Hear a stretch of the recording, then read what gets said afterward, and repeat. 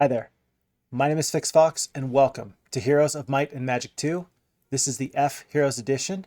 We are on the Roland campaign, Scenario 10, Final Justice. This is the final scenario in the Roland campaign. We've had an excellent campaign. We've spent about 300 days so far. We have come to the aid of the dwarves and we have walked away with the Dwarven Alliance. We then defended the sorceresses from the allies of King Archibald, and as a result we have Sister Eliza, who can be hired at our disposal should we choose to accept her. We, not too long ago, dug for the ultimate crown, trying to find an advantage that would give us an edge over King Archibald in our fight to bring Roland back to prominence. And then, most recently, we defeated Lord Corlegon, King Archibald's most trusted advisor and one of his strongest generals. He will not be available in this fight. We've done a lot, and there's still much to be done. So let's dive right into the intro and see what Roland has to say on the matter. At last, the war draws to an end. My brother refuses to surrender in the face of your army, and instead sends his undead armies to continue their war against his own people. I must redirect the forces you so cleverly led to victory against General Corlegon to the defense of the people. I have decided to put Lord Hart in charge of the defense and you in charge of the attack against my brother's weakened armies. You have free access to the holdings you recently confiscated from Archibald's vassals. Use them wisely and capture my brother. Let us bring this civil war to an end. Could not have said it better myself. Let's bring this war to an end. Okay, this is the final battle. Both you and your enemy are armed to the teeth, and all are allied against you. Capture Archibald to end the war. For our choices, for the first time, we do not get a bonus or a positive choice. We must choose between three very bad options. Option number one, we can choose to take a tax lien as our penalty. The main hero will have the tax lien artifact at the start of the scenario. The tax lien costs you 250 gold pieces per day. Oh my word. This is a gigantic map. This is going to be several turns to complete. You say that we do a conservative 60, 90 turns of days and days on the adventure map. At 250 gold per turn, that's going to stack up so quickly. I do not want to take the tax lien if I can help it. Second option is the Hideous Mask. Your main hero will have a Hideous Mask artifact at the start of the scenario. The Hideous Mask prevents all wandering armies from joining your hero. This is going to prevent any strategies such as using diplomacy to try and gain additional troops to overwhelm the armies of Archibald early. It's not the best, but you know, I mean, there could be worse options. Tax lien. And then the third potential choice is the Fizbin of Misfortune. It's an artifact at the start of the scenario that greatly decreases your morale by 2. I think that morale is a very, very important combat stat, probably one of the most important combat stats you can get. And so if I had to rank these choices from worst to best, I would say most likely tax lien, Fizbin, and Hideous Mask. The reason why I would choose the tax lien as the worst is that so long as it is on a hero in your possession, you will lose 250 gold per day. I can potentially transfer the Fizbin of Misfortune to an enemy or to a hero that I don't really like, I don't really care, and I can just send him right across the battlefield into the enemy's awaiting arms and basically deliver a -2 morale to a hero of their choosing. So it's bad, but I can get rid of that and work with it. Or there's the Hideous Mask. And I can also get rid of that as well. I'm going to choose the Hideous Mask. And folks, on a hard difficulty, this is going to be a fight. If memory serves, this is a long, drawn-out dogfight. I'm excited to get into it. Let's get started. Message from Roland. General. Circumstances permit me to take a hand in the events of this final conflict. I have your spoils of war with me, and I will follow your advice explicitly. And as we see, we have Roland the Wizard, level 6, here at our disposal. We command him. He does have the ultimate crown, and he also has that hideous mask we were just talking about. He starts with 2 giants, advanced wisdom, expert leadership, basic archery, and very good primary stats to go along with it. Any spells in the spellbook? Just stone skin like any normal wizard would. So if we lose Roland in this fight, we of course lose the entire scenario. We need to be careful with him and make good decisions to make sure that he can be effective, but also not in mortal peril. We have 3 towns, it appears. 1 in the bottom right, 1 in the middle, and 1 on the left. Oh, hi. And then 1 on the bottom left. Let's start here with the sorceress town. Wow. Okay. And this is fantastic. We start with our phoenixes. We start with our unicorns, our druids, elves, dwarves, sprites. So we have all of our dwellings already purchased in this town. And we have a 3rd level mage guild. Oh my word. What a good mage guild.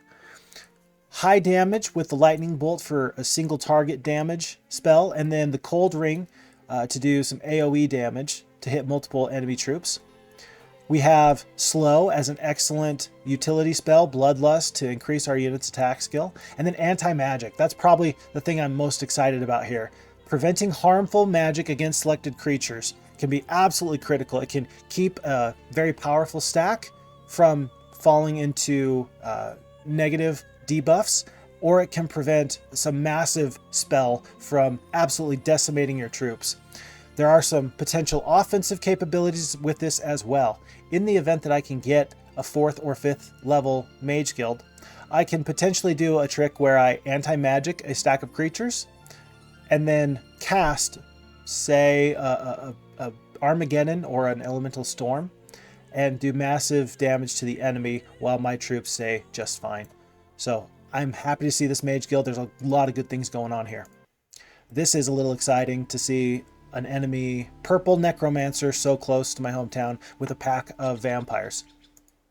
In the middle we have our castle, our knight faction, and again it looks like we have, yes, we have all 6 of our dwellings already purchased. A level 2 mage guild it looks like, with again lightning bolt and cold ray, good spells. I'm very happy with those, and bless. I don't think it's a problem that I'm duplicating some spells. I think that that's okay, especially considering how far my castles are from one to another. I suppose it's not that far, but it's far enough that duplicating spells is not going to be the worst thing in the world. We start with Maximus the Knight. He is level 4. He has leadership, advanced ballistics, basic estates, and pathfinding. I'm not sure how big of a deal pathfinding will be in this game. I don't know how much rough terrain there is or is not. Right now it looks like we are on dirt where there is no movement penalty, but that can always be useful later if we run into some sticky situations. One thing to note here, I think it's funny, Roland here, it looks like some environmental storytelling. Perhaps this is his ship that just crash landed and there's items in the sea. Hopefully there's no crew members that fell aboard or off ship. In the bottom right, we have our wizarding town, and I'm hoping, and I'm very happy to see that we start off with all of our dwellings.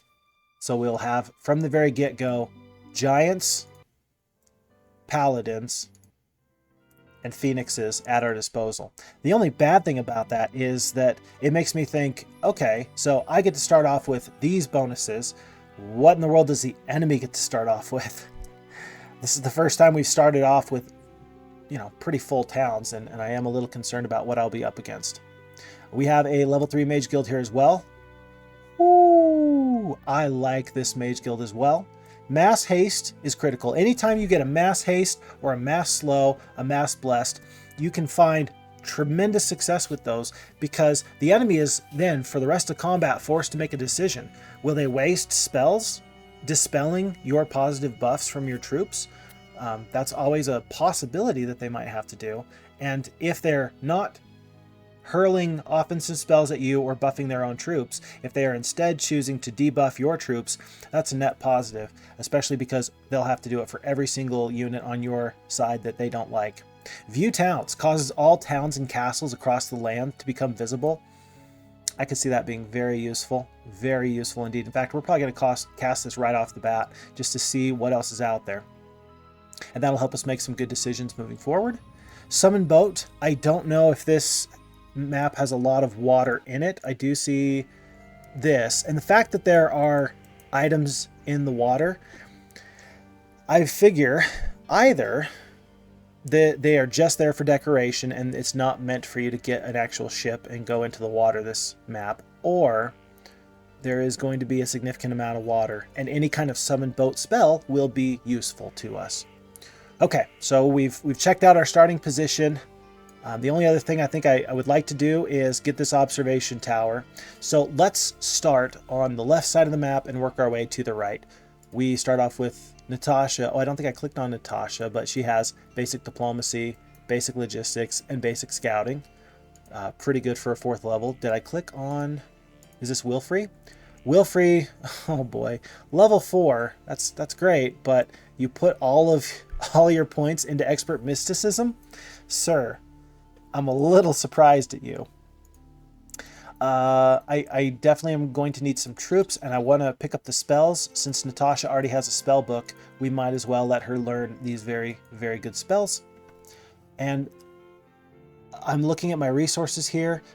10 wood, 10 ore, and 2 of the 4 precious resources each, and only 5,000 gold. That's not a lot. If I do remember, though, Roland has many resources nearby him, specifically gold. I think it's not a bad idea for me to make some purchases. In fact, I just want to make sure I might as well just have one full hero here now. Let me consider how we do this. Should I upgrade rain? Should I upgrade my elves? With a pack of vampires, they're going to be coming across the map pretty hot. I don't know how many a pack is. It could be I think 7 to 12 is the range that I usually think of when I see a pack. So maybe I don't even buy my shooters, because just to save them for later fights against neutral creatures. I think with the Phoenix and the Unicorns, I could probably do this fight. I'll get more dwarves just because, and the pixies just because. And then I will leave my shooters in my town for now, especially just to save on the gold since I have only 900 left. Let's get this observation tower.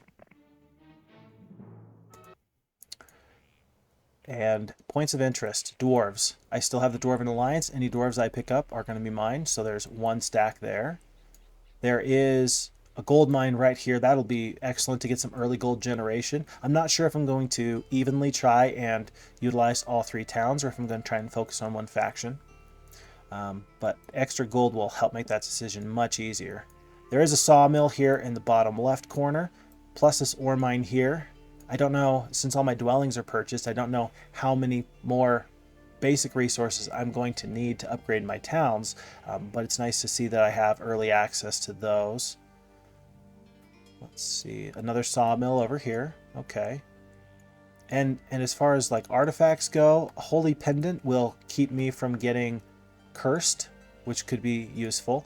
And then this artifact will increase the power of any summoning skills by 50%. That can be things like cast earth elemental, air elemental, or even things like mirror image. So that can be useful as well. Let's end Sandro. Whoa!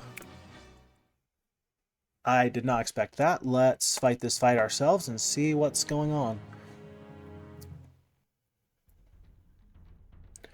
Yeah, Sandro the Necromancer does not have, 3 spell power, 3 knowledge, so he's got a lot of spells. I don't know if he has spells in his spell book or if he just has the basic Necromancer spell. All Necromancers come with haste. So if he comes with haste, if that's what he has, then he can potentially just haste his vampires. So I noticed I had slow. I don't think I want to slow the vampires, just to have them come across. I'm amazed that I'm looking at this. I'm not sure how I lose this fight, to be honest. Perhaps when the computer auto combats that they send the phoenixes across to die immediately, and that's certainly a losing move. It also is worth noting that when the computer calculates these fights themselves, they do not utilize spells. Because I have such a great offensive spell in Lightning Bolt, doing 100 damage at a time, that's going to kill 3 vampires right there. I think simply off the strength of my Lightning Bolts, this fight is going to go much different than before. I am going to move my phoenixes close to my other units, so that way the vampires will come to me, and then we can swarm them on our terms. Oh, that's unfortunate. Interesting maneuver to haste the vampires. I guess that means that they're going to go before the unicorns, but after my phoenixes next turn. Do I take a swipe with the dwarves? Can I kill 1 vampire with 9 dwarves? I think I can. Note that I have turn order on, and I also have the damage information box. So 18 to 36 damage. Let's roll the dice with the dwarves. And our dwarves did 32 damage, so excellent, excellent. Note, I need to make sure I don't use my flame breath on my own creatures. That would be less than ideal. I do need to cast a new lightning bolt this round. I don't know if Sandro will run or not. I just don't know. It looks like he is not going to run. I think I can finish this fight right here. Perfect. So we did much better, I believe, based off of the strength of my spells. Ooh, estates on day 1. How can I turn that down? How can I turn that down? So Natasha's turn is completed. Let's go now to the middle town. That'll be Maximus with level 4. Point of interest. So there was a necromancer right here, right outside the sorceress town. Is there another enemy hero right somewhere in this fog of war? Do I need to play defensively, I guess is my question. Do I need to play defensively? Let me move Roland first, since we're kind of in this area. Let's have Roland go first so that we can see if maybe he can see if there's an enemy just in the fog of war. We can see them. This is a shipwreck. I didn't get the opportunity to show anybody what the shipwreck is last scenario. It is where you get to fight ghosts. The rotting hulk of a great pirate ship creaks eerily as it is pushed against the rocks. Do you wish to search the shipwreck? Yes, I do. Ooh! We're going to fight this fight, but this is bad. We are off to a great start. We are off to a great start. Romans, lend me your ears. This is exactly how you fight battles in Heroes of Might and Magic 2. Oh my word. Oh. And this is Roland, so if we lose, we lose. So we stone skin our giants. We only have 206 effective hit points left for the rest of this battle. Ghosts are, I've mentioned before, the most broken unit in the game, and that is because if they kill a unit on an enemy stack, they will increase the amount of units that they have in their stack. So one soul is incorporated. Let's check that.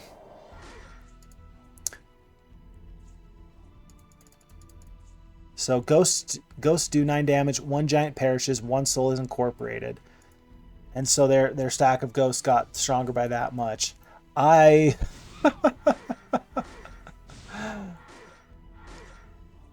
Oh my word. This is a loss. There's nothing I can do. I bit off way more than I can chew. I've cast my stone skin. I don't have any additional spells at my disposal. 2 giants are not enough to beat a shipwreck. Oh my gosh, you have lost in your hero roll. You have lost the hero roll and your quest is over. And for the second time in this playthrough of the Roland campaign, we see beef jerky in a cage, indicating that we have lost and we need to restart.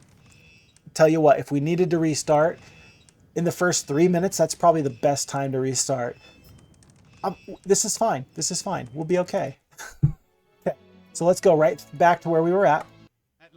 We're not going to rewatch this or go through any of the additional points of interest with this. Let's make sure that we do have the Hideous Mask and not the Tax Lien, not the Fizzbin. And this time, let's fight things just a little bit differently. Folks, we are keeping the difficulty on hard. That does not change. We will not back down. Okay. There is the original message we had about the spoils of war and Roland following our advice explicitly. I think that he probably had a question when we said, hey, let's go fight the shipwreck. He said, you sure? Well, tell you what, how about we just not do that this turn? So let's refight these fights. I think that I now have a little bit of advantage in this fight that I didn't have before, which is that I know, okay, that's going to be 10 vampires because I don't think it can change. But it is a winnable fight, and I did make the correct decision last time to not buy my shooters, just to have hardy units so that we could move forward. One thing that's important, and this is a little concerning, folks, is that we do have to look at the mage guilds again because the spells will probably be different, and they are. This go through, we have 2 AoE spells at level 3. We have a high single target damage with the lightning bolt, a blind, bless, slow. This is a good mage guild. In our wizarding town, mass bless. Last time we had mass haste. Mass bless is just as good or better, I would say. Probably better for wizards who have a lot of shooters and shooters who are already high speed anyway. Blind, cold ray, excellent. Summon boat. Second time I've seen summon boat. Is that any indication? Maybe, maybe not. I'm not sure. And then for the knights, again, this stone skin is actually a very welcome sight with lightning bolt and cold ray. The biggest thing that I'm very sad about is that I do not have the 3rd level spell view towns. I had that prior, and that would have been incredibly valuable. There's a part of me that wishes I had used it before we lost Roland there, but this is already feeling a little cheesy so far. Let's not lean into that any more than we have to. So let's pick up the following creatures: phoenixes, unicorns, dwarves, and sprites. And we will leave our shooters for now with 900 gold left. Any changes to the adventure map here? There were dwarves here. There's no more dwarves there. This artifact has changed. It was a book of summoning spells. It's now +1 to ore. I think I'd prefer the summoning. Some battle dwarves there and some dwarves here. That's very nice to see. So I actually rolled the dice a little bit, I suppose, and I get an even better start as far as I'm concerned in that regard. And then +1 to my defense. So there are some changes. This is actually very concerning, having a pack of liches as my enemies guarding this gold mine. I don't remember what it was the first time, but I think that's a little worse. I think I'm a little more concerned about that. Let's fight this fight. Let's see if the computer will say I'll lose it again. Yeah, the computer just, without spells, this battle is a loss. So let's fight this. And we're just going to speed right through it. We already know what the strategy is. We don't need to talk our way through it. Now, though, we're doing less damage with our spells than we were prior. I suppose that it was Natasha. She had, I guess, 4 spell power and 3 knowledge. That lightning bolt last time was killing 3 vampires at a time. It was doing 100 damage. This time it looks like we're doing 60, 75. So, yeah, so a little bit less value there. Let's see. Full steam ahead.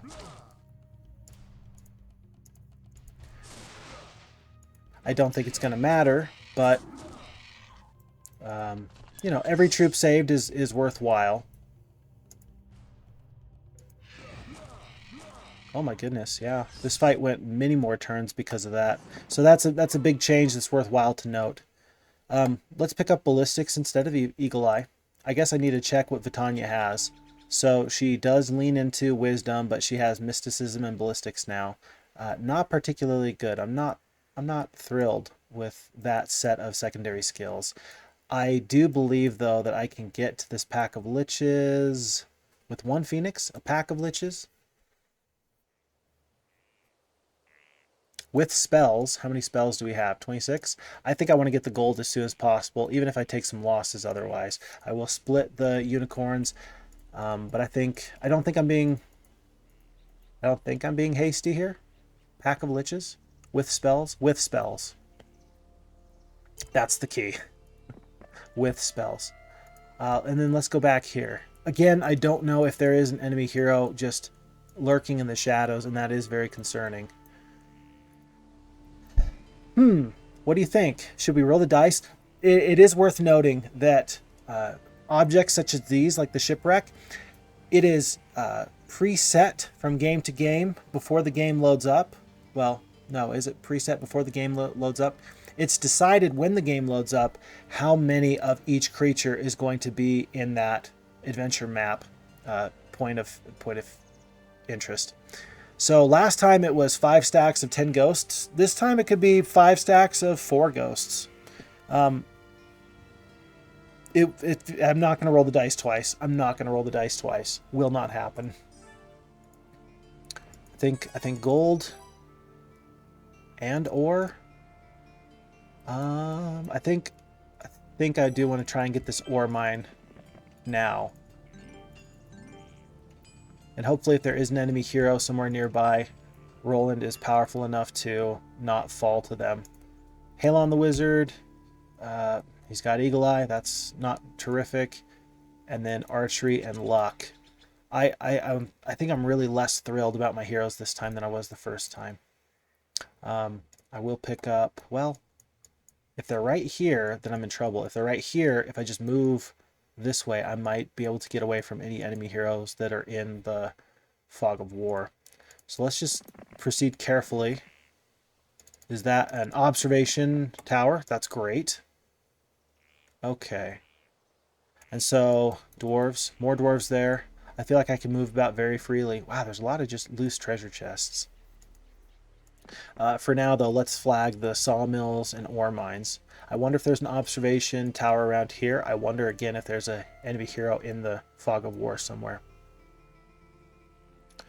I am aware that I need to use this advantage from the Sorceress's Guild and recruit Sister Eliza. She starts off level 5. That's solid, even though every other hero around her starts off at level 4. And it may seem like it's not that big of a difference. She's just a solid pickup every time. She's never led me astray. She starts with the basic archery and pathfinding. Again, I don't know if pathfinding will be important. And the wisdom. I think that she's got a good mix of the secondary skills that I always hope that a good hero will have. I'm thinking that she can be the primary hero for the wizarding units that I will pick up. By doing that, then we should be able to use her archery skill to the best of her abilities. I will actually move Halon the Wizard back and give her some additional troops. And then I'm going to have him go an adventure with his... I was going to say just with his one boar, but, well, as you can see... I'm going to just roll the dice. I know that there might be some enemy heroes around here, but I think it's important. I wonder if there's something in there. I think it's important just to get a good push into the unknown. Okay.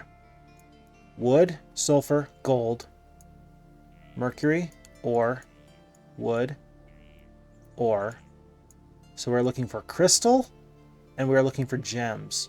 And gems are important, of course, because if I want to get Titans, the strongest unit available to me in these towns, that'll be very, very important.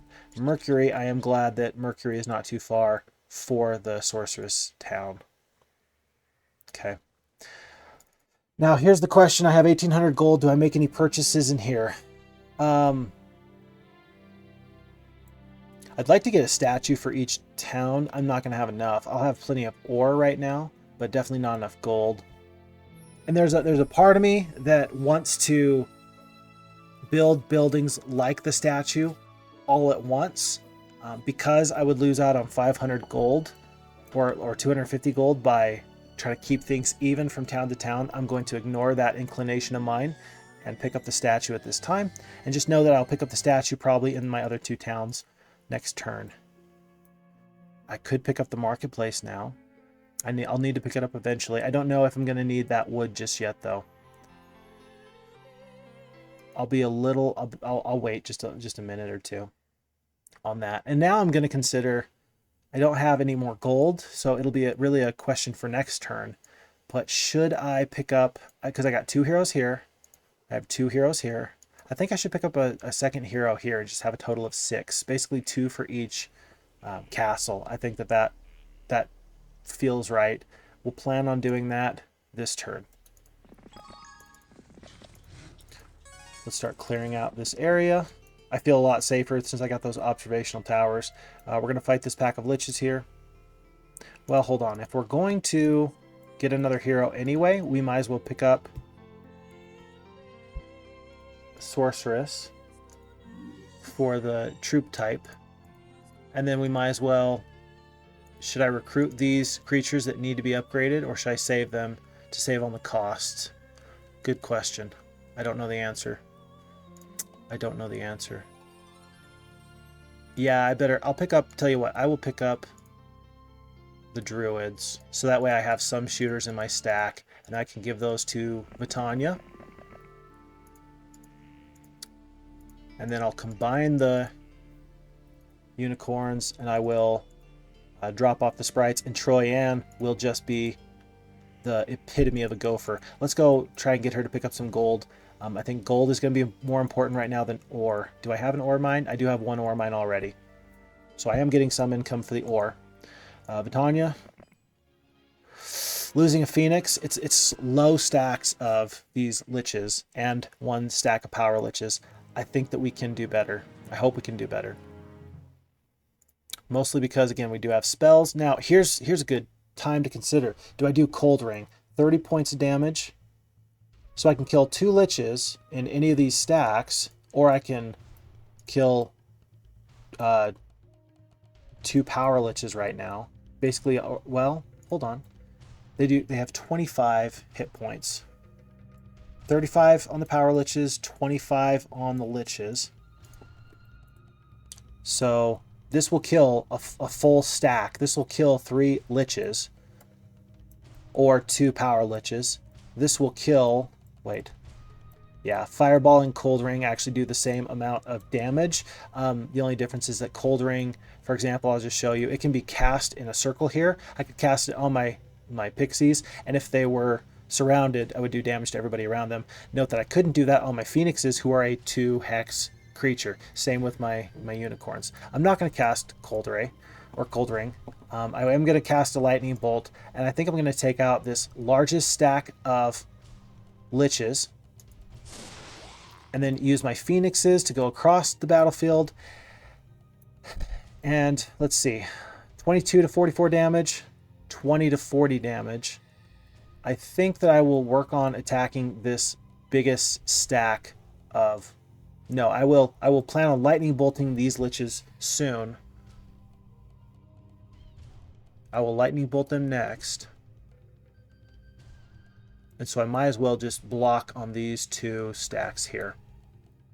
It's a bold strategy, but I think it'll pay off. Let's give it a shot. I'm loath to let 3 liches take a shot, though. Who would they could take a shot at? The druids? Yeah, I can't allow that. I really can't allow that. So let's block the most amount of enemies I can. Let's work on this bottom stack.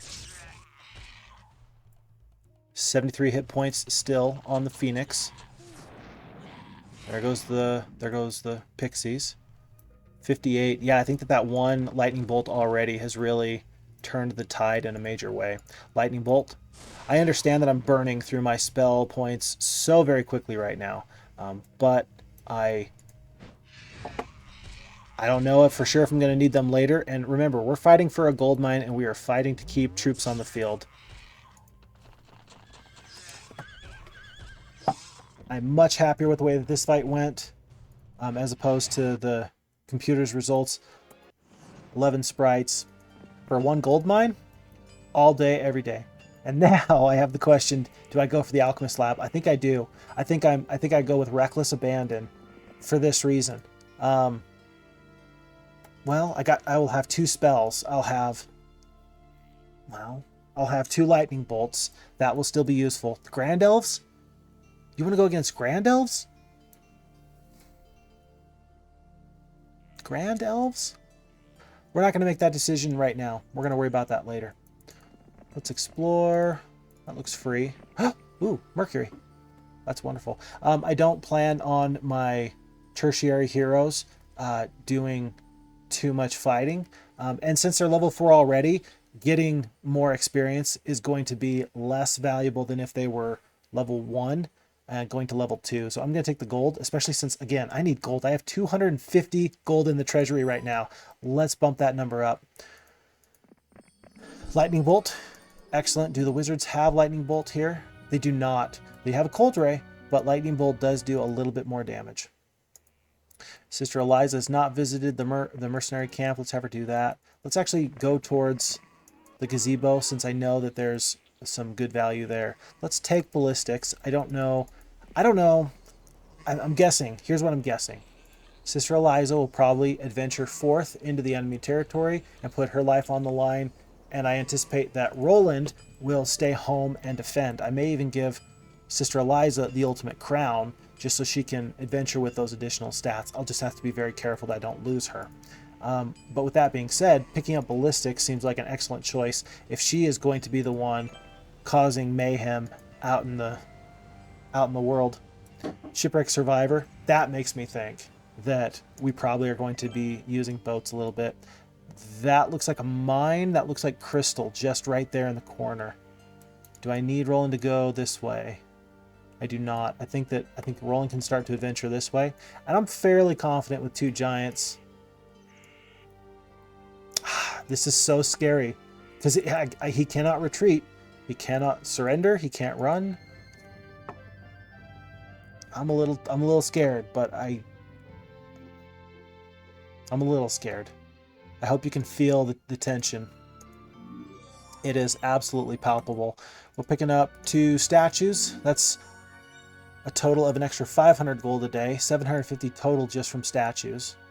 And then I still need to purchase something in this town. I'm not sure what resources I'm going to run low on first, but I can tell you I'm always going to need a marketplace. Well, I have 1 sawmill right now, but another one in the corner here if I can beat lots of nomads. Let me make sure I have at least 1 marketplace somewhere in my kingdom. And then additional marketplace purchases after that I will consider as they come up. Picking up some dwarves. Extra 1,500 gold. And the Archer House, a group of archers with a desire for greater glory wish to join you. I do accept. 25. That is fantastic. And I think I need to make sure that I don't know if I have to get the dwelling cleared once so it can start to restack over time, or if it'll just continually stack until I eventually come across it. I think that I don't have to pick up the Archer House until I'm ready for it. I think I can wait and it'll still accrue additional troops for me to eventually invite into my army. Oh boy. I kicked this can down the road one day and here I am. And I'm going to kick the can down the road further. You can't stop me. Okay, we picked up the gold. And now I feel fairly comfortable with the amount of gold I have. 9,200. That's pretty good. Almost 10k gold. Peasant hut. Do I actually want to pick up peasants? I've already got dwarves, so I've already got a very slow troop in my army. It doesn't matter. Ooh, another sawmill. Wonderful. Wonderful. Witch's hut. I had a thought the other day about the witch's huts. Because there are 14 possible skills that you can get for any given hero. Secondary skills, that is. And you only have space for 8. Essentially, you're going to get every single secondary skill but 6 per hero. So you're going to miss out on 6. I consider navigation one of the worst. I consider mysticism pretty bad. I consider wisdom, pathfinding, archery, and ballistics excellent. I would also throw logistics into the excellent tab. If I'm building a hero, those are the pretty good ones. Some ones that I want to make sure I don't get. I don't want to get Eagle Eye, and I don't want to get I can't think of another one that I just don't want to get right now. But with 2 slots left, I came to the decision that it's worth it to roll the dice on witches' huts. Even if you get something bad, the chances is you're going to get something that's okay anyway. And you're not missing out on much regardless. Oh, and even though there's a total of 14 total secondary skills that you can get, one of those is necromancy. And I don't think you can get necromancy from a witch's hut. And unless you're unless you're necromancers, you know, the pool size dwindles, and then you're only missing out at any given time on 5 secondary skills. So I think I will roll the dice on witches' huts from here on out, because you never know if you're ever going to come back. Let's just make sure nothing is scary over here.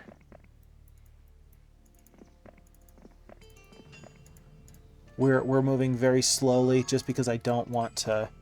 This road is very concerning. I guess it goes just to here, but that means that enemies can come in very quickly. And that is concerning. So this witch's hut will give us basic luck. I don't think that anyone's ever going to go that far out of their way. Just get luck. Ooh, I cannot get the observation tower this turn, otherwise I would. Instead, we will take the alchemist lab. That tells me everything I need to know, I think, about this map as far as water is concerned. Magellan's Maps is on the table. We need to get that so that we can figure out what water features we have to work around. And in fact, that looks like a boat right there, which makes several dragons guarding a lighthouse look a lot less stupid. Several red dragons are guarding the boat. The boat lets you get all these and lets you get the Magellan's Maps. That was a very specific, a very exact, precise point of interest that the map designers made. That is a strategic opportunity, and I think that I need to make that right now. Of all the opportunities I have, that is the one that is giving me the most grief, and that's the one that I want to solve the quickest. All right, we've kicked the can down the road far enough. 16 spell points. That's 2 lightning bolts. Or that's 1 fireball or 1 cold ring and a lightning bolt. Because I did gain 2 spell points, 1 from mysticism and 1 additional 1 because the day happened. Let's do this. Let's not labor over the fact. Let's be bold. Let's be brave, and let's kick ass. I don't want to lose the Phoenix. Let's give it a shot. Be bold, be daring, kick ass. That's perfect. Let's do that. Okay, so 30 points of damage. That would be 2 Grand Elves. Or with 75 points of damage, will that be a full stack? 15 divided by, okay, so 4 is 60, so that's 5. I can kill these bottom stacks with lightning bolts. I can kill 5 and 5. And I think I will do that. I think I'd prefer to take out full stacks at this point. I think that'll be the most beneficial to me. And that's what we're going to do. We're going to kill 1 entire stack of Grand Elves. And then we will jam up these stacks of Grand Elves here.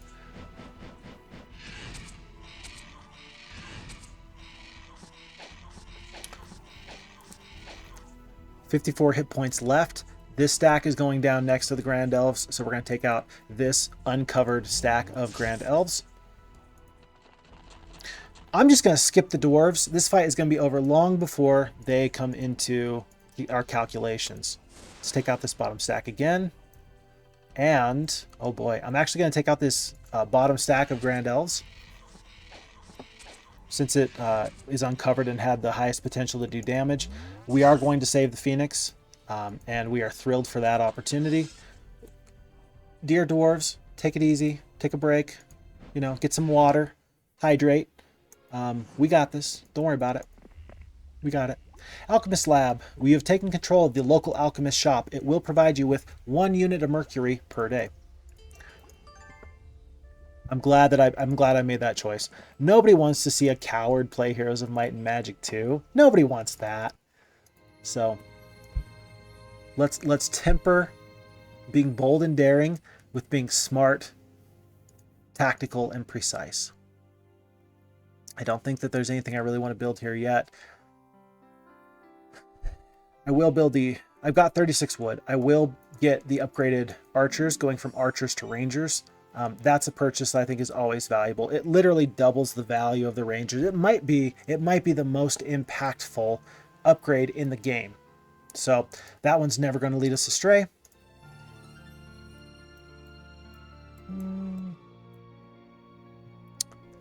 Let's focus and get these marketplaces in the other two towns. Just having that leverage for later can be very important. Very important indeed. 6,700 gold. And we are still missing one gem mined, one sulfur mined. Excuse me, it's not mined, it's mine. For some reason I added D on the end there occasionally. But I do have my sulfur mine there. And then do I have a gem pond or a gem mine somewhere else? I've got some gems here guarded by some boars. That might be important.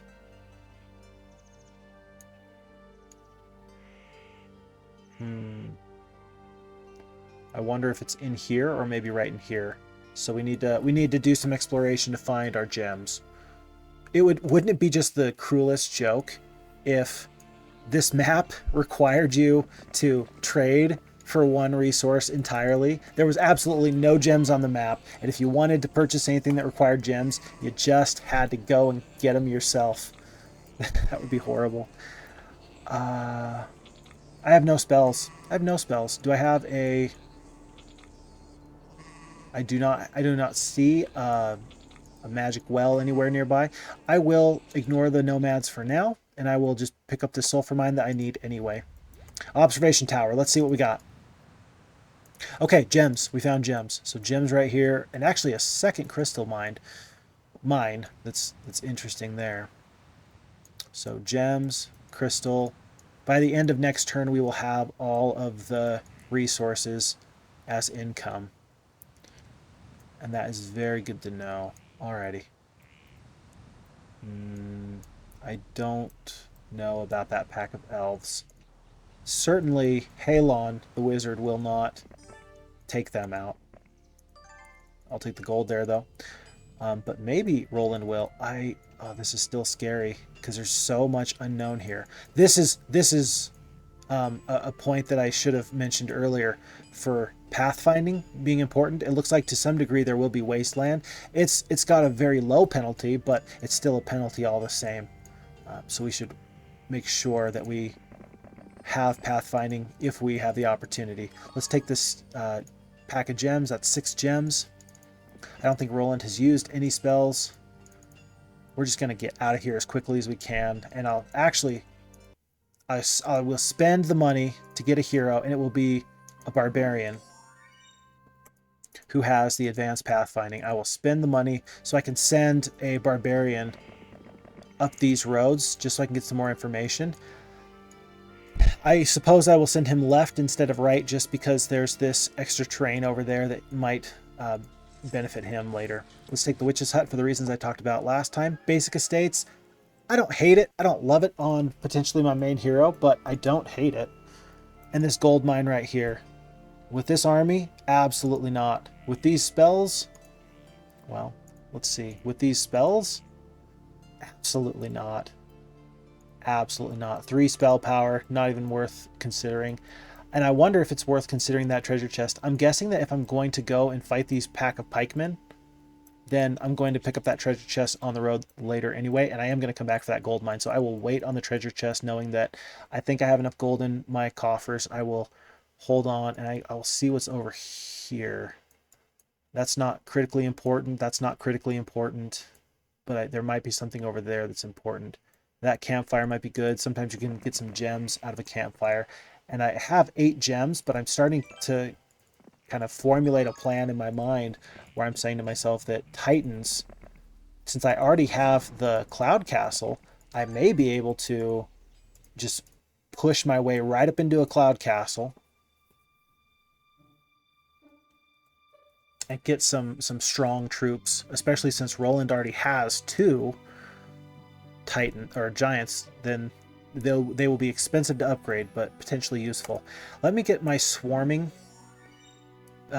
building. The orchard will increase the halflings by 8. I'm not going to buy the farm and pay 1,000 gold for the pleasure of getting an extra 8 peasants per turn. I'm not going to do it. I will pay for the Crystal Garden because 8 sprites, I can see that being useful. Okay, and I think that we're good for now.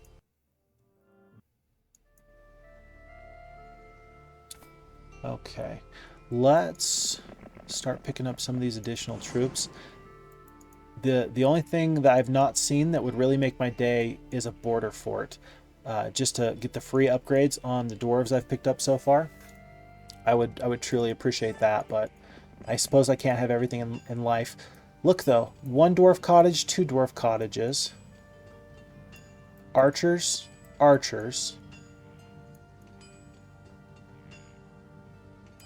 halflings, and so I can really bolster my forces if I dedicate some heroes every turn to doing that. I already have 2 sawmills. Is it worth trying to fight nomads for that? I don't think so. Let's explore a little bit, knowing we don't have any spells, and just wait. Roland may be able to reach here this turn. I think that Roland can take on a pack of elves. The one thing I should have done that I did not do is I did not have Roland pop into the castle town to pick up their spells. It would have been really nice to have Cold Ray, Lightning Bolt, Summon Boat, Stone Skin. He already has Stone Skin.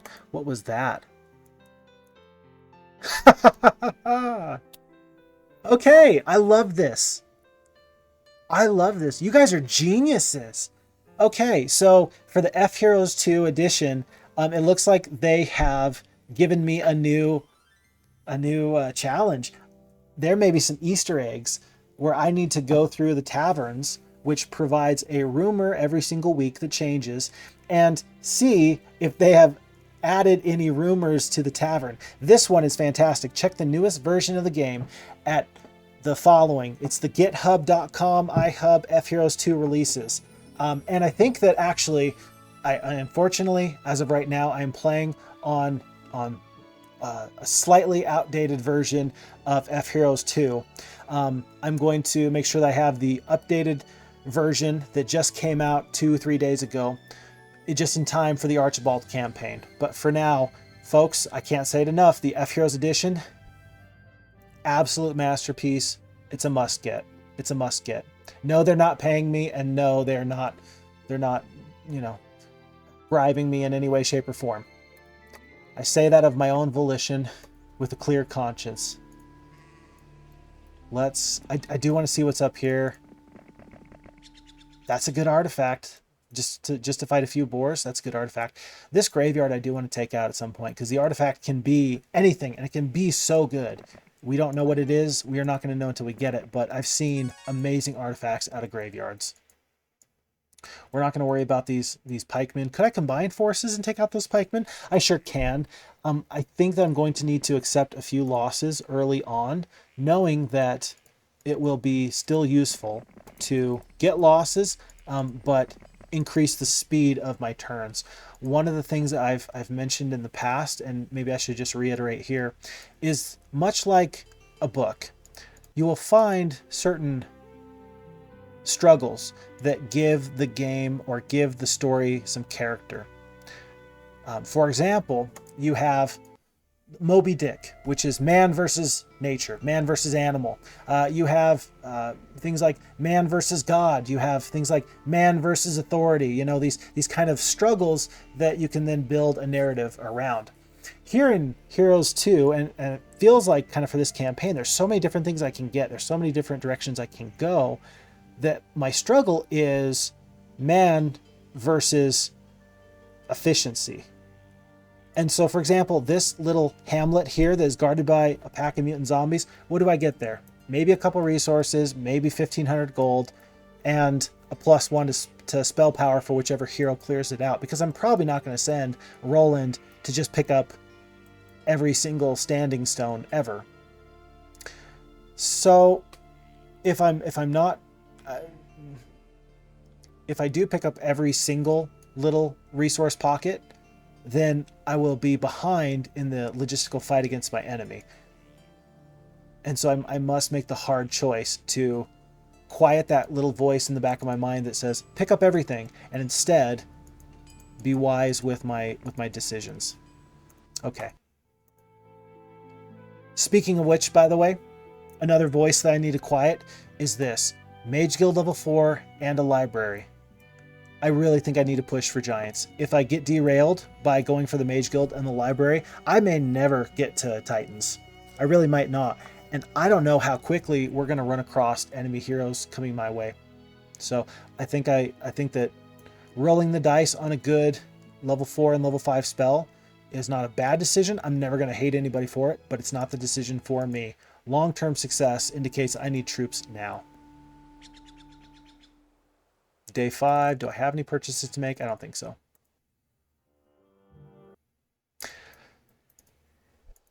Taking gold from Sir Gallant. Remember, we are going to combine forces here. I don't really care which of these heroes fights that fight. I do. She's level 1, Troyan is. Her job is going to be to ferry dwarves over to Gallant. And then her job is now to pick up these loose treasure opportunities while he fights veteran pikemen and rangers. Point of interest, he does not have a spell book. Okay, another sulfur mine. That's pretty good. Lots of rangers. We can fight that fight. Or we could just let them join us. They say, Roland, the true king. I say, yes, yes, it's me, it's me. They say, can we tag along, sir? I say, yes, yes, we can. I'll pick up that sign in just a second. I love signs. I love bottles. I love the pieces on the map that give it flair. I'm just going to accept those results. And so now, Halon the Wizard, I think that I'm going to actually give him, I'm going to give Roland the Halflings as soon as I get a chance. View Mines, not a particularly useful spell. And then I do want Roland to pick up the spells in this Mage Guild. While Halon the Wizard, the River Styx, reference to Hades in Greek mythology. And then Sister Eliza is going to fight this battle against the boars because she does have spells. Oh my goodness, you are kidding me. We've got to fight it. We have to fight it.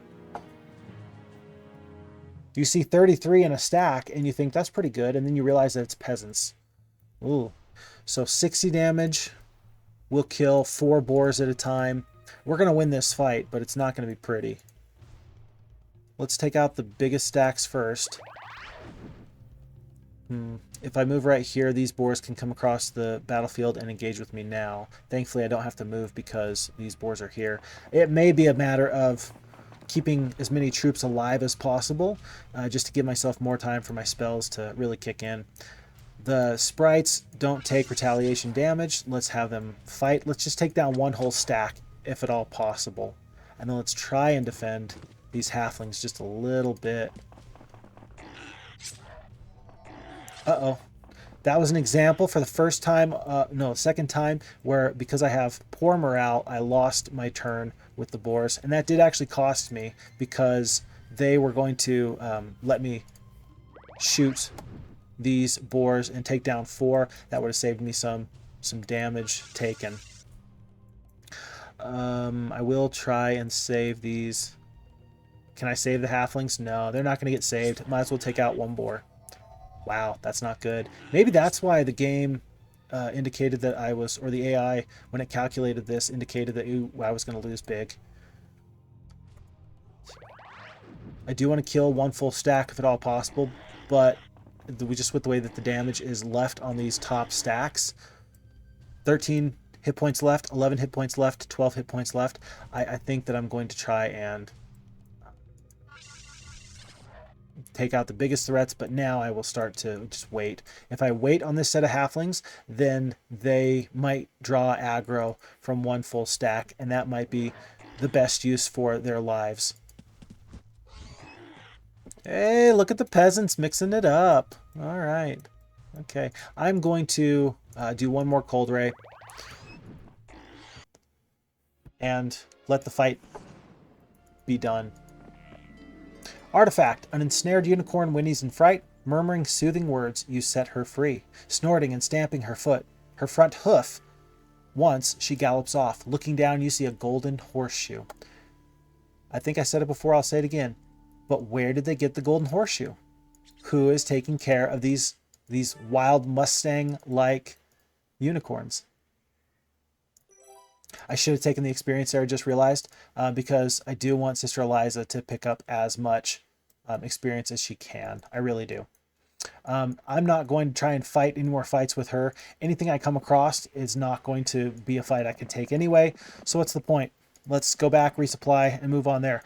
5 gems is absolutely massive at this point of the game, knowing that I'm pushing for my upgraded cloud castle, which is 20 gems, 5 wood, 5 ore. I'll have the gold for it. I'll have the other resources.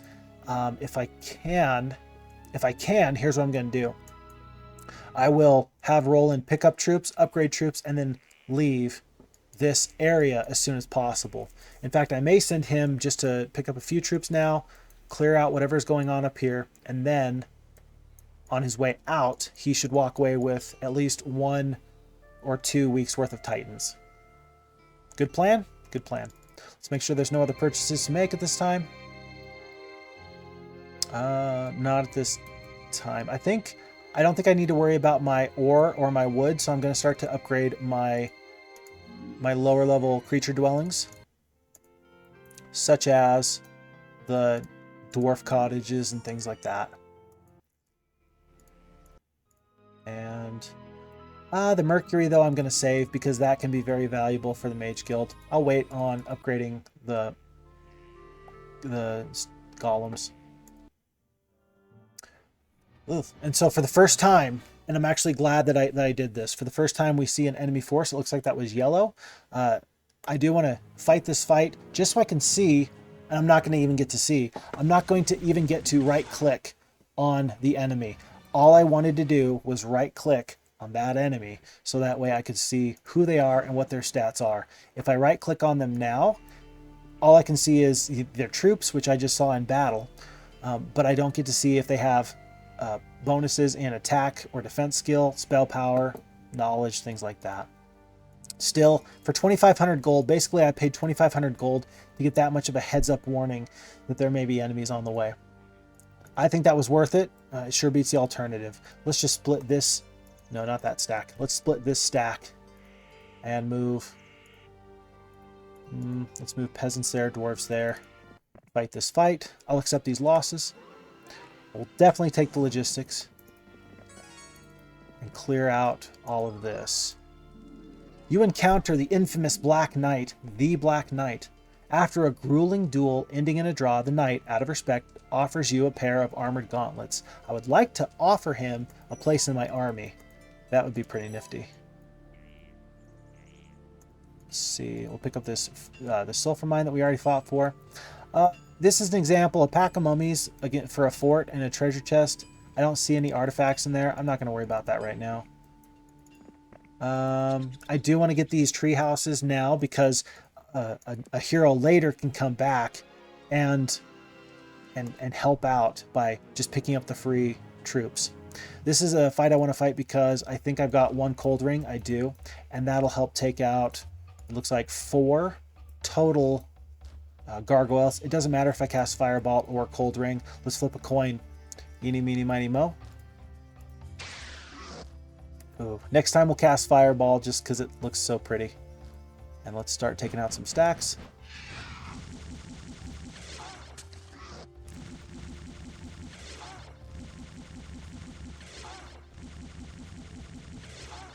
Okay. I do have a melee penalty here, so 7 hit points left, 15 hit points left. I will take out this pack of gargoyle, or this 1 gargoyle. And I'll do that, so I'll move that way so that my unicorns can get into the fight. I am going to try and save the rangers from any potential damage. I know they're going to get attacked very soon. Oh no, they're not, because my phoenixes are going to end this fight here. Don't flame breath yourself. And we saved a druid. Worth the time, every time. Because I'm here, I might as well get the knowledge, and I might as well... I can't pick up the pixies anyway, I don't have room, but I might as well get the campfire to get 4 additional gems. All right. 2 additional gems. The game has decided. The Heroes of Might and Magic 2 gods have decided that by the end of week 1, I need to have Titans at my disposal. I'm not saying I deserve them, but I am saying that I'm grateful for the opportunity. So we're in a great spot. Perhaps, let me think. Let me think how I want to do this. I'm going to set up a relay where Sister Eliza is going to take troops from Roland and clear out. Oh, what a beautiful Titan! Look how beautiful these guys are. And she's going to clear out the liches and then come back and redeposit the troops into Roland's army. With that being said, can I upgrade them? No, I would need 4 gems and quite a bit of gold to upgrade those 2 giants. For that reason, and for that reason alone, just looking at the gold cost it would take to upgrade, I'm not going to upgrade these giants. I'm going to wait until I get a new week of Titans, and now this army just has some excellent ground troops that can cover for the Titans. But otherwise, these giants are going to stay giants for the rest of their days unless I get so much gold and so many gems that it makes no sense to do anything but. By doing this, I can get the gazebo, I can get the mercenary camp, and then I may be able to see what's in here. Hopefully I can see what's in there when I walk up that way. Roland will bridge the gap at the end of next turn. Taking the gold. And I'm still a little worried about this, but he doesn't know I'm here. Yet. Let's see. Does he have anything of value? Not particularly. I'm going to cast View Minds, since I have it available to me at this point, just to see... just to see what we have going on. Okay. So let's zoom in a little bit. Well, actually, let's just take the overview. Look at this kind of dead space in between here. Kind of where this wasteland terrain is. It looks like purple is centered here, yellow is centered here, and green is centered here. There's so much dead space up in the northern region, and it looks like Roland is camping out, absolutely hiding right here in the upper left. That tells me a lot. If the goal is to get to Roland, if I can amass a gigantic force and just march through the enemy and ignore purple, ignore yellow, and ignore green, maybe I can just run right into Roland. I don't know if there's anything stopping me from doing that. Interesting that there are mines right here. That makes me think that this water feature doesn't cut through the entire map. It could immediately turn and go this way, I suppose. But more than likely, it looks like it. Well, for sure, it's not going to go that way. It'll probably just end. Maybe I'm fooling myself. And then it makes me wonder, there's this pack of pikemen that are guarding this area. Everything that I have focuses on going into this wasteland terrain and then this way. And then I wonder if this is the only other option I have to go that way. But J for gem mine, that's actually very important to me. Rather than just pick up the gold mine, I think I'm going to push all the way to get those gems. I think that'll be useful for me. I hope it doesn't take me right into an enemy, though. We will see. Point of interest do I have? I have view resources. I'm not going to worry about that right now. I have, and that's it. View resources and view mines. I would sure like to have some additional adventuring spells just to kind of see what's going on. With that being said, though, I think that we are going to pay the cost to get some additional information. If I lose my wizard here, I'll be very sad. He's super cool looking, but we don't win fights off of looks. I'm grateful he went to the left instead of to the right. Let's actually take Sir Gallant back over towards Greywind so he can deposit these dwarves. I don't think that I need those dwarves in mass in this army. Take the gold there. I'm not even going to pick up the peasants right now. I don't see them being useful anytime soon. We have 3 spell points right now. I do want to clear out this tree house, but I really want to get this graveyard. I really want to get this sawmill. We currently have 2 sawmills, 2 alchemist labs, 2 ore, 2 sulfur, 2 crystal, 1 gem.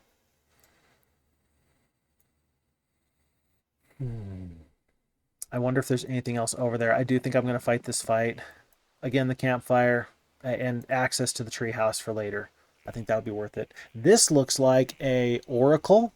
Just on the very top, looks like a tree that'll give me +1 level, and then a oracle right there. That could be okay. Do I need to get the oracle? What would the oracle tell me? The oracle would tell me who their strongest hero is, and so when I see their strongest heroes, I can exercise great caution. Lots of nomads, a pack of nomads. We'll see how this fight with the smaller group of nomads, the pack, goes, and then we'll decide if we want to fight lots of nomads. Let's pay the price. I will see if I can roll the dice there. I was trying to get lucky. Oh my word. Demon Cave, Sphinx. There's a Sphinx on this map. We're going to have a good time. Oh, we're going to have a good time. I'm excited to show you the Sphinx. We are going to wait until we can get there. I'm excited. I hope you can feel that. Okay. If you have 1 Titan and 2 Giants in your army, you can take out pretty much anything. I'm not worried about that. I'm also going to give over the ultimate crown right now. I'm going to take the peasants. I'm going to throw the halflings in there. The peasants are going to go to the weaker army at this time. But Roland right now is just going to pick up things like the gazebo and this mercenary camp, while Sister Eliza does some damage up here. Glorious combat. I'll accept these. No, I will not accept those results because I can save the halflings. If you can get a stack of halflings, especially for Sister Eliza, who is going to have basic archery, if you can get them into like the hundreds range, they're going to be doing a lot of damage. Let's take out, 25. So do you want to do... I can kill 2 full stacks here, I think. Yeah. Huge. Huge. Massive. Let's see if we can take out this biggest stack. We can. Okay. You're going to have to explain that one to me later because I don't get it. I don't get that one at all. I'm going to wait because the Titans will clean that up. Yeah, that's one of those moves where you're going to have to explain that one to me. Otherwise, I'm going to assume that that was a mistake. Ah, desert. We do have basic pathfinding. I am going to take Roland in here to see what this is. It may be nothing. It may be something. But I do want to push and get those gems. That's very interesting. So maybe the water feature ends right about here. And then it's all connected. Maybe I'm just opening myself up to another avenue for attack on my wizarding town. Okay. Any other purchases to make right now? It's day 1, so there's nothing critical, I don't think. But all the same, we're going to click through. I do want to start getting the upgraded lower tier units at this time. Especially since I got my priority. I got 29 mercury. I might as well pay to upgrade those. And I'm not going to pay the mercury here, though. I can do that in a pinch as necessary. For now, though, we won't worry about it. And I'm not upgrading the defenses in my towns just yet. I don't know which town is going to come under duress. And I don't want to pay to upgrade all of them. I hope that decision making is wise, but I'm not going to know until it's too late. Unfortunately, so first of all, I'm not going to pay for these boars, but that unfortunately means that I must fight them. Unfortunately for them, that means that they're the ones that are dead and I'm not. So I'll accept those losses. That seems fair to me. 4 rangers, basic logistics, absolutely. Fun story about boars, and I don't think I should tell this story, but I'm going to anyway. So once upon a time, I used to work for a wilderness therapy program based out of, I shouldn't even tell you the state, but I will. It's based out of Arizona. And we are with this group of young adults. Oh, well, there we go. We're with this group of young adults, and there's, okay, this isn't my story, by the way, but the story is told that there is a group of individuals that find this little itty bitty baby pig, It's a little baby javelina, which in the Arizona desert is fairly common. Javelinas you don't want to mess with. They're not just little itty bitty baby pigs. These are pretty aggressive animals, and they can do some real damage if they can get to you. And they will try and get to you. But a little itty bitty baby, not so bad. So the band runs into this little itty bitty pig, and it loves them. It follows them everywhere. It won't leave them alone. And the group of young individuals are very happy for it. It's a girls band, and then the girls band ties a bow around its neck. They let it sleep with them in their sleeping bags. They just love this thing to death. They feed it. And then after a few days, eventually they come across the Verde River, and they must cross. And at that time, they say their tearful goodbye to the pig, the little itty bitty baby javelina. And then, the story goes that then the boys band comes along, and they see the little itty bitty baby pig. And the pig thinks to itself, people, I love people. People are great. I'm going to go make friends. But the boys band was not the girls band. They were not looking to dress it up and play nice. The boys band, unfortunately, ate the pig, much to the chagrin of everybody who hears this story. It's a sad story, but you can't help but notice the differences between a young group of girls and a young group of boys. Just saying. Okay. The Sphinx. I have a riddle for you. The Sphinx says, answer correctly and you shall be rewarded. Answer incorrectly and you shall be eaten. Do you accept the challenge? The computer is not going to engage with the Sphinx. They couldn't really engage with it anyway, because say they do, you have to type your answer, and there's a list of acceptable answers to whatever riddle that the Sphinx will give you. We don't know what the reward will be, but it can be anything from an artifact to gold to experience to some units. There's a lot of different prizes you can get for answering the Sphinx's riddle. If you get the riddle wrong, though, the Sphinx will eat you. Here's my thing. I'm not going to engage with the Sphinx at this time, strictly because I worry that if I do get something great, then this hero, Halon, is immediately going to be swallowed up by the enemies. I only have one boar. I'm not going to be able to run away, and he will just pass. He will just die. So I will not engage with the demon caves either for that reason. That may still prove valuable to me. I can't get by them except for this way. I do want to see what else is around here. Note that on the desert tile sets, every tile set has some kind of area specific doodads and features. Here is a tar pit, for example. It doesn't do anything. It just looks pretty. And then these trees are a little different than other trees. But you will find in the desert things like an excavation. This is where you can recruit skeletons. This here looks like it is an oasis. There's one here, I think, and there's one here, which are features that will increase movement over the desert, things like that. It's very thematic. It's very beautiful. And I'm actually excited to see what else is out there. And then, of course, the Sphinx being my favorite thematic element to the desert tile set. Yeah. Okay, I lose Halon. Maybe I can actually see, is he going to be the fastest unit? He is not. Okay, I wanted to see what was in that hero. Wow, that's a little concerning. Look how much strength there is right there. It's a lot of strength from the barbarians there. Okay. Sister Eliza is really scaring me here, but she does have Titans and Giants. I haven't seen anything too scary just yet. Here's the oasis, and I'm wondering, I'm hoping if there's like a mountain range here, if this is just areas I can go into for my own benefit, I still want to stay up here. And it looks like I chose right. The group of tattered tents blowing in the sandy wind, it beckons me. How many nomads here? Only 15 right now. I'm not going to recruit these at this time. I am here for one purpose and one purpose only. I'm not even going to go get these spells or this treasure chest. I'm here to get these gems.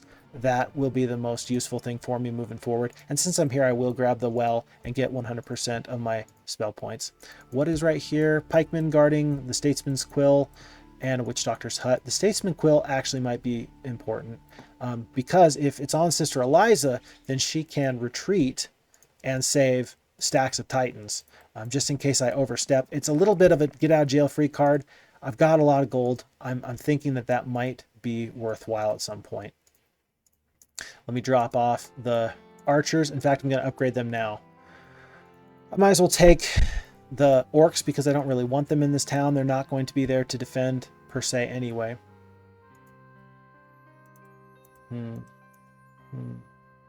I'll pick up the moat in each of these towns. I'm starting to think about, getting some kind of defense. And because I have so much gold and the moat only costs gold, I don't think that is going to hurt me too bad. And then Troyanne will stay away from here. I don't think there's anything really useful for her to do in that direction. We could go to the archers. Yeah, there's just not a whole lot for her to do right here. Do I need a hero over here? No, it looks like there's even less extra things over here. I think that I just kind of need to move her into a preparatory position, kind of here in the middle, where she can respond either by going left or by going right, just in case something bad happens. Fighting those nomads last time actually went pretty well. For a sawmill, for an oracle, I think I will fight this fight, and I think I will win, especially with one extra lightning bolt that I didn't have before. Let's pick up 5 gems. Disrupting Ray is here, and Curse is here. No spellbook here, but these things do happen. We'll take the gold. I'm starting to regret taking all this gold because I've got plenty of gold. Well, I say that, but then I haven't purchased any troops from any of my towns recently. So I say I have a lot of gold. I kind of don't. And we are watching the enemy like a hawk, prepared for things just like that, where we have to make a decision about who is going to meet enemy heroes as they come in. In this case, it will probably be it'll probably be Vitania, because she has the advanced wisdom, whereas Sir Gallant will only have access to level 1 and 2 spells, plus he only has 6 defense as his primary stat. Vitania has a little attack and a little defense anyway, so being able to cast spells will probably be the most important. I will not get the sawmill at this time. I'll probably have Sir Gallant drop off his dwarves and then run that to pick up the troops I need. Hopefully there's nothing guarding this. It looks like it's another tree house. Hopefully nobody's guarding that. But let's do this now. Let's see if I can avoid losing 8 rangers.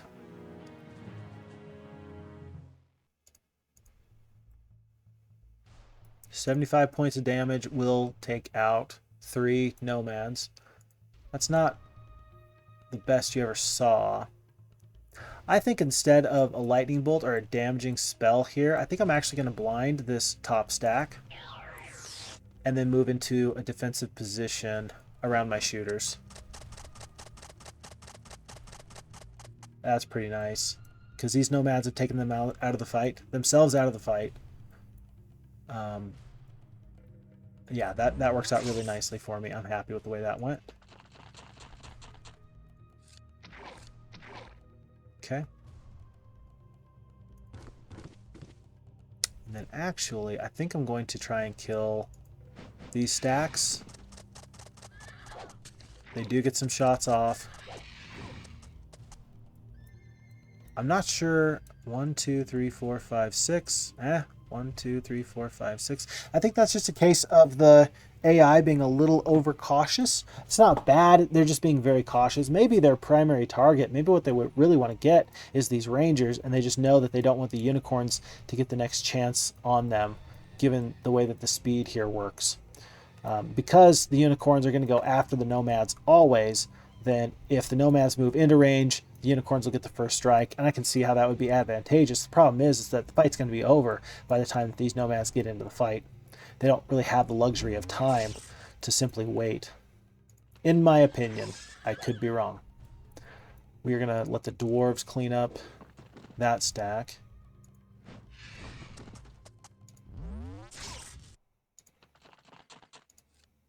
And thankfully, because I have so much spell power, my blind is lasting forever. It's going to expire pretty much now. In fact, it does. But again, I think that was one of those instances where rather than damaging an enemy to reduce their availability, I reduced their availability with some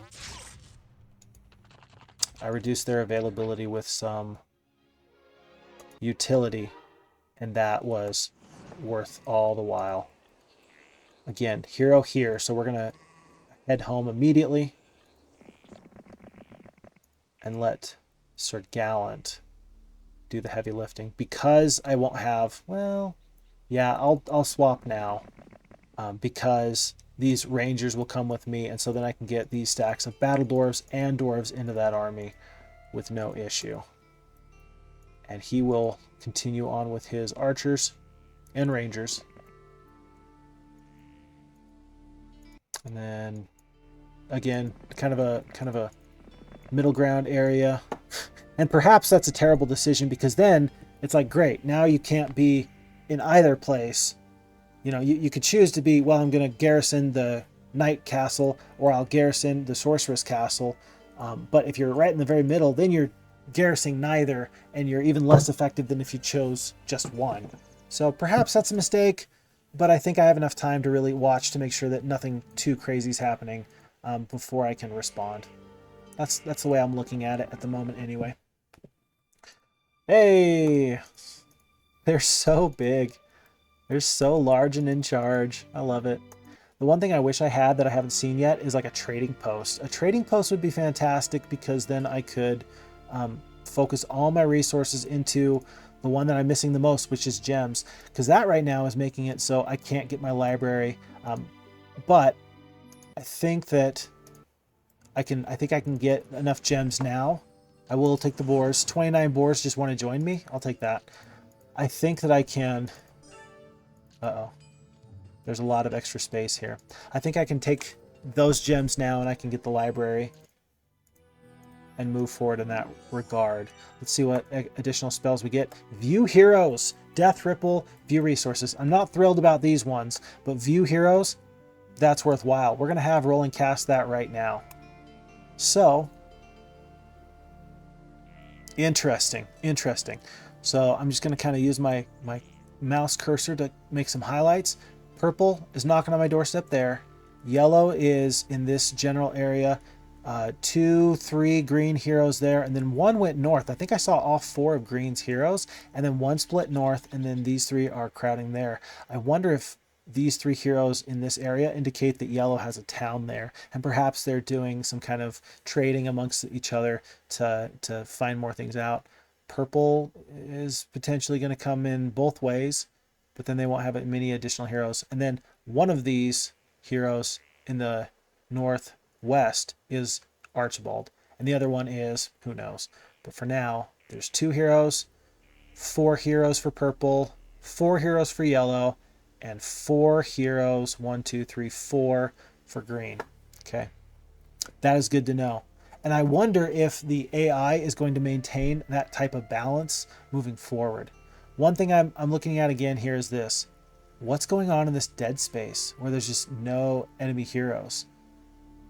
What's even happening there?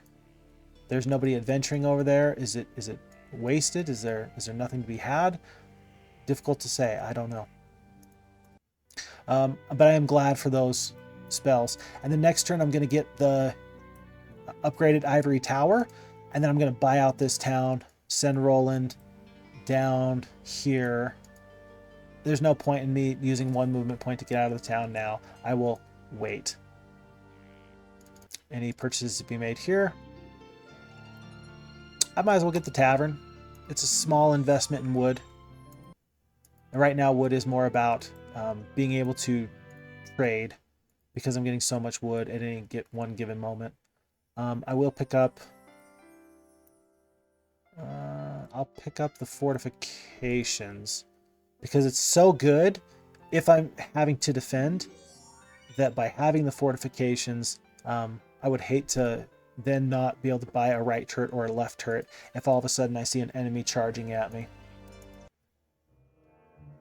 kind of like that. Whew. Do we have... We can't reach her now anyway. So let's go back, garrison, and then press forward from there. Let's upgrade our troops. All of our troops. And who are we going to leave out? We're going to keep dwarves, unicorns, phoenixes, greater druids, and elves. We're going to forego sprites. But we are going to buy this town out. And then how much gold does that leave us with? That only leaves us with 8,000 gold. I don't feel bad about taking the gold on all those treasure chests anymore. Nope. I don't feel bad about that at all. That was a tactical decision. I'm a genius. End of discussion. We will wait in this town just in case she is absolutely insane with knowledge and spell power, and the defender's bonus will be important for me. Plus, I need to recoup my spell points anyway. I need to stay here overnight anyway. Sir Gallant is going to head this way per our agreement. Let's send... I don't think that's anything. The Statesman's Quill is the one I really want, but I think I have enough time before Sister Eliza gets back. Well, no, because no, if they start to press you, you have to be able to respond. You have to be able to respond. So tell you what, buy your upgrade, and then buy out the town. Everything except for the golems. Well, everything that you can buy anyway. I'm okay with leaving this stack open. That'll give me the opportunity to fill it or split stacks later if I so desire. I'm just really hesitant because if there's a hero there or a hero there and they just come out of the darkness, that's a problem. It looks like yellow and green are actually moving away from the road here, and then green's hero here moved back up into their territory. So I will wait. I wonder though, because all the enemy heroes are allied, since they now see this town, is it possible that they are amassing their armies in a direction in a way that they've already explored through the Fog of War? Are they all trying to converge on this castle through this point? That would make sense to me as far as the way the AI could work. Everybody says, hey, we're done exploring. Now it's time to go fight this one castle that we just found. And rather than charge through the darkness themselves, they may go on known roads. I could see it. I really want to see what's up here. But it's so expensive. We're not going to do it. We're just going to get this magic well. Ooh, a pyramid. We've got to do it. I need a second hero up there. Do I have gold? No, I don't have any gold. I need a second hero up there. I need it badly. Beginning of next turn, we buy another hero here. They go up so that they can ferry troops back from Sister Eliza, because I need Roland to be strong, just in case people start to come my way. I can only satiate my desire for action with these low-level troops for so long. Yep, he's kind of coming back a little bit. Thankfully, Darlena moved closer, and now I think I can still reach her. I don't think that was a bait on their part either. I don't think that they were saying, oh, if I can be just within range, perhaps I can get them to come out and play. And I think that if that was their plan, then they're about to be in for a very, very rude awakening. Okay, so it's going to be a tough fight without spells, but with spells we'll be fine. The enemy has fled. Let's see where this goes. Note that the very first Necromancer fight I fought had 10 vampires. We now have 10 vampire lords. I've said it before, I'll say it again. Vampire lords are a very wonderful unit. I would consider them... They're not the best statistically in the Necromancer army, but I would say that they are the best unit as is. They fly. They will drain HP, so if you get gigantic stacks, they'll never die. And there's no enemy retaliation. What is not to like? These trolls have poor morale. We'll see how often that affects them. I do not want to fly across the battlefield with my phoenixes just to get swallowed up by mummies and skeletons. But I do want to find a way to deal with these liches. I can't just blind them. They're undead. Blinding them won't work. 6 spell power, 9 knowledge. Yikes. Yikes. And 180 spell points out of 90. They hit an artesian well, which gave them double their spell points.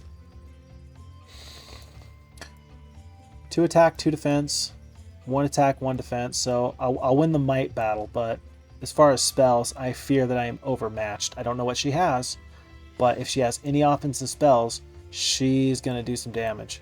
And I'm only doing 75 damage a stack. That's 2 power liches. That's 1 vampire lord. And I don't think that my stacks are big enough to use a bless per se. This is a tough fight. I have the stronger army, but I'm very concerned about this. Okay. So do I fly across the map?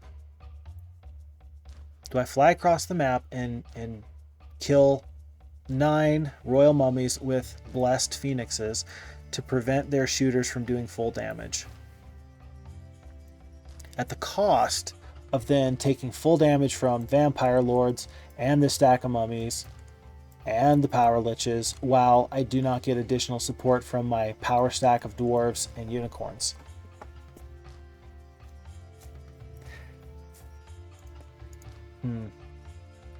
Difficult to say, really. And the reason why I'm considering flying across, despite getting the phoenixes swallowed up, is because of all the spell power and all those spell points. I think that the phoenixes are probably going to be on the receiving end of some damaging spells, and I might as well use them while I have them. Real quick, it's nice. I can tell the phoenixes are going to do between 80 and 60 damage. So a lightning bolt is worth 75 damage, and a bless is potentially worth 80 damage. That makes me think that the lightning bolt is actually better off, because my floor is 80 damage, but that doesn't mean that's how much I'm going to do. I can do 120 damage. The only thing where a bless would really help is if I did get a bless and I then got like good luck or something. I think I'm going to not invest in the... I will invest in the phoenixes in that way, because if they get 2 attacks off or 1 retaliation, then it'll still do more damage. It'll still be better. Let's give it a shot. Let's bless the phoenixes. Let's try and take out this stack of royal mummies as much as we can.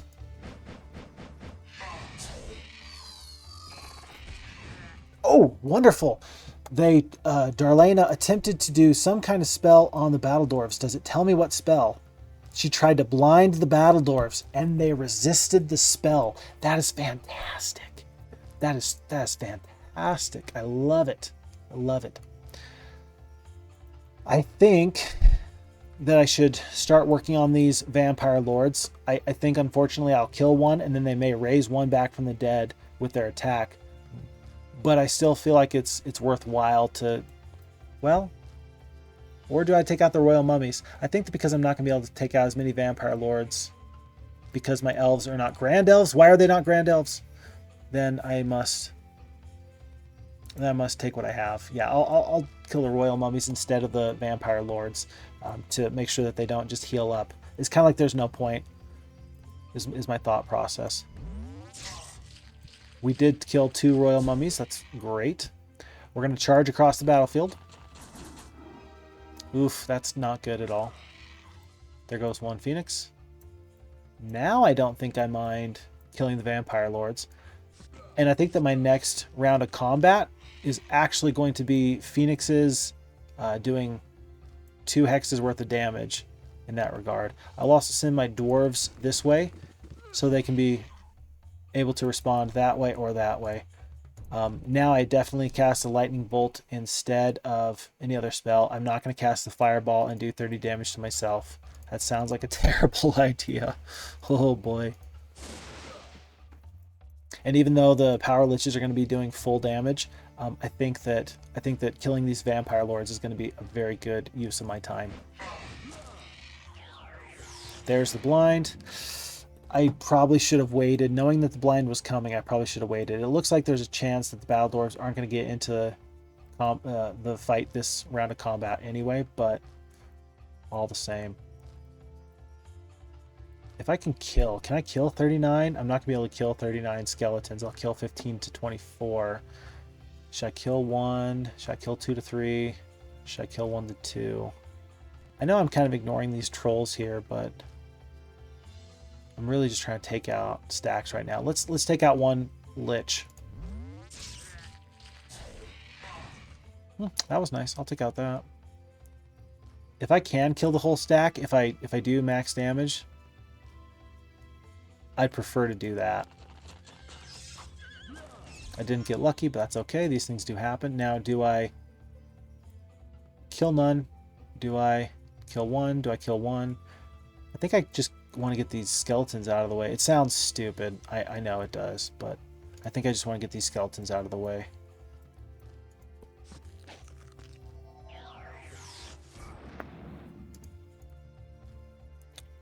Now is a good time for me to have wished that I had anti-magic. That would be pretty terrific at this point. I was hoping that that would happen. I wasn't sure if the unicorns would get attacked or not, but I am glad that they did. Yeah, this is going to be a very costly fight. And the dwarves resisted the spell again. These dwarves are coming in clutch. Absolutely clutch. And we're going to bless them, and they're going to take out this stack of vampire lords, and no one's going to tell me that they can't.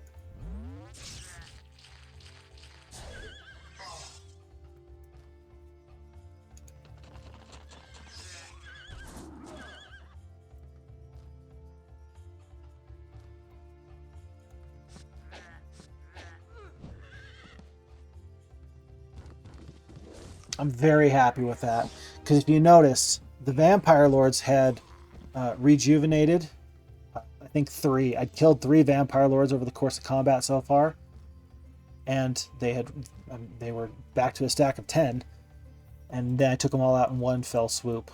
I am for it. I wish I had another spell that could speed up my troops. Tell you what, if I blind the trolls, there's a chance. It's a very low chance, but there's a chance. Maybe I can bait the mummies into coming closer, and then I can kill them next turn. And then I can walk my battle dwarves on top of these blinded trolls and prevent Darlena from running. It's a gamble. We'll take it. We will take it. And my strategy is going to work flawlessly now. Again, because of the blind. Ooh, wait, no. Average speed, max speed. Slow. Do I have a slow? I have a slow. So now, because they are speed 3 and my dwarves are speed 4, my dwarves are going to get the attack there.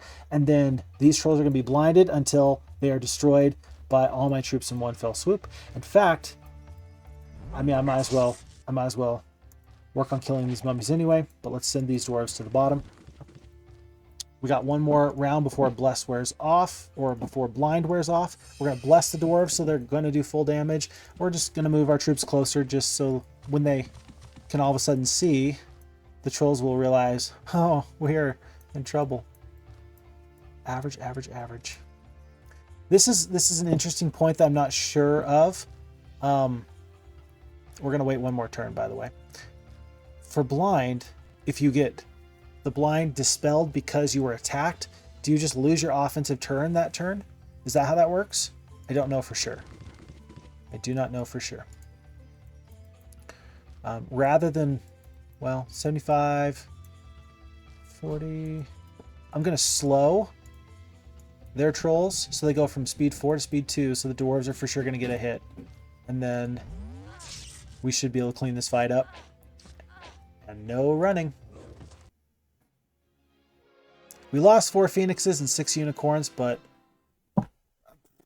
heck, I'm still pretty happy with the way that fight turned out, especially there at the end, just to make sure that they are never going to get that hero back. Let's see if they've got any artifacts. I hope that they do. Nice, +5 knowledge. That's huge. That's amazing. That's all it was, and I don't care. That is sufficient for my needs. I'll take mysticism. And let's get these means of production back.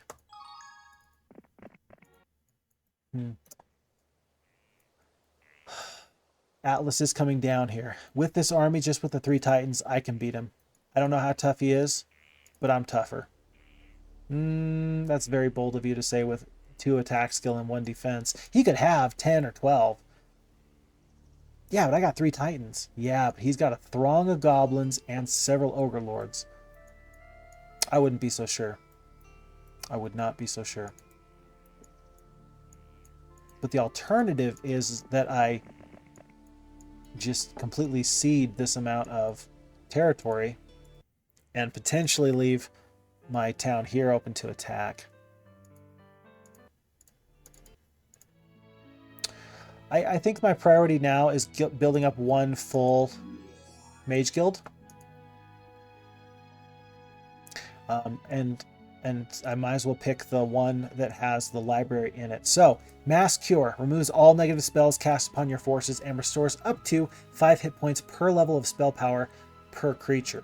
So, if I have, let's see, who's got the most spell power? 3, 7, 7. Let's say that Roland casts Cure. That's going to be 35 hit points worth of healing. Where's that going to matter? That's going to mean that the top stack of my halflings is going to be at full. The top stack of my boars will be at full. Pretty much unless the rocks had 1 to 5 hit points left, they're going to be at full. My Archmagi, if they've got some damage on top, they're going to be at full. And then my Titans, especially with their 300 hit points, a Cure can come in very, very handy to just replenish some of those lost spell points and conserve troops. You may see me curing troops not to remove negative spells, but instead to ensure that we don't lose any troops. Okay, we have to get the magic well. I'm going to want that artifact. First of all, it comes with free battle dwarves. And then also, it's going to prevent me from being blinded, and that can be a very, very, very bad spell to be on the receiving end of. These ogre lords are guarding this +1 to knowledge, +1 knowledge, +1 spell power. But the real reason I turned back and I'm trudging through the desert is this pyramid. Sister Eliza only has basic wisdom? What have you been doing with yourself? That's terrible. Never mind. I shouldn't go to the pyramid.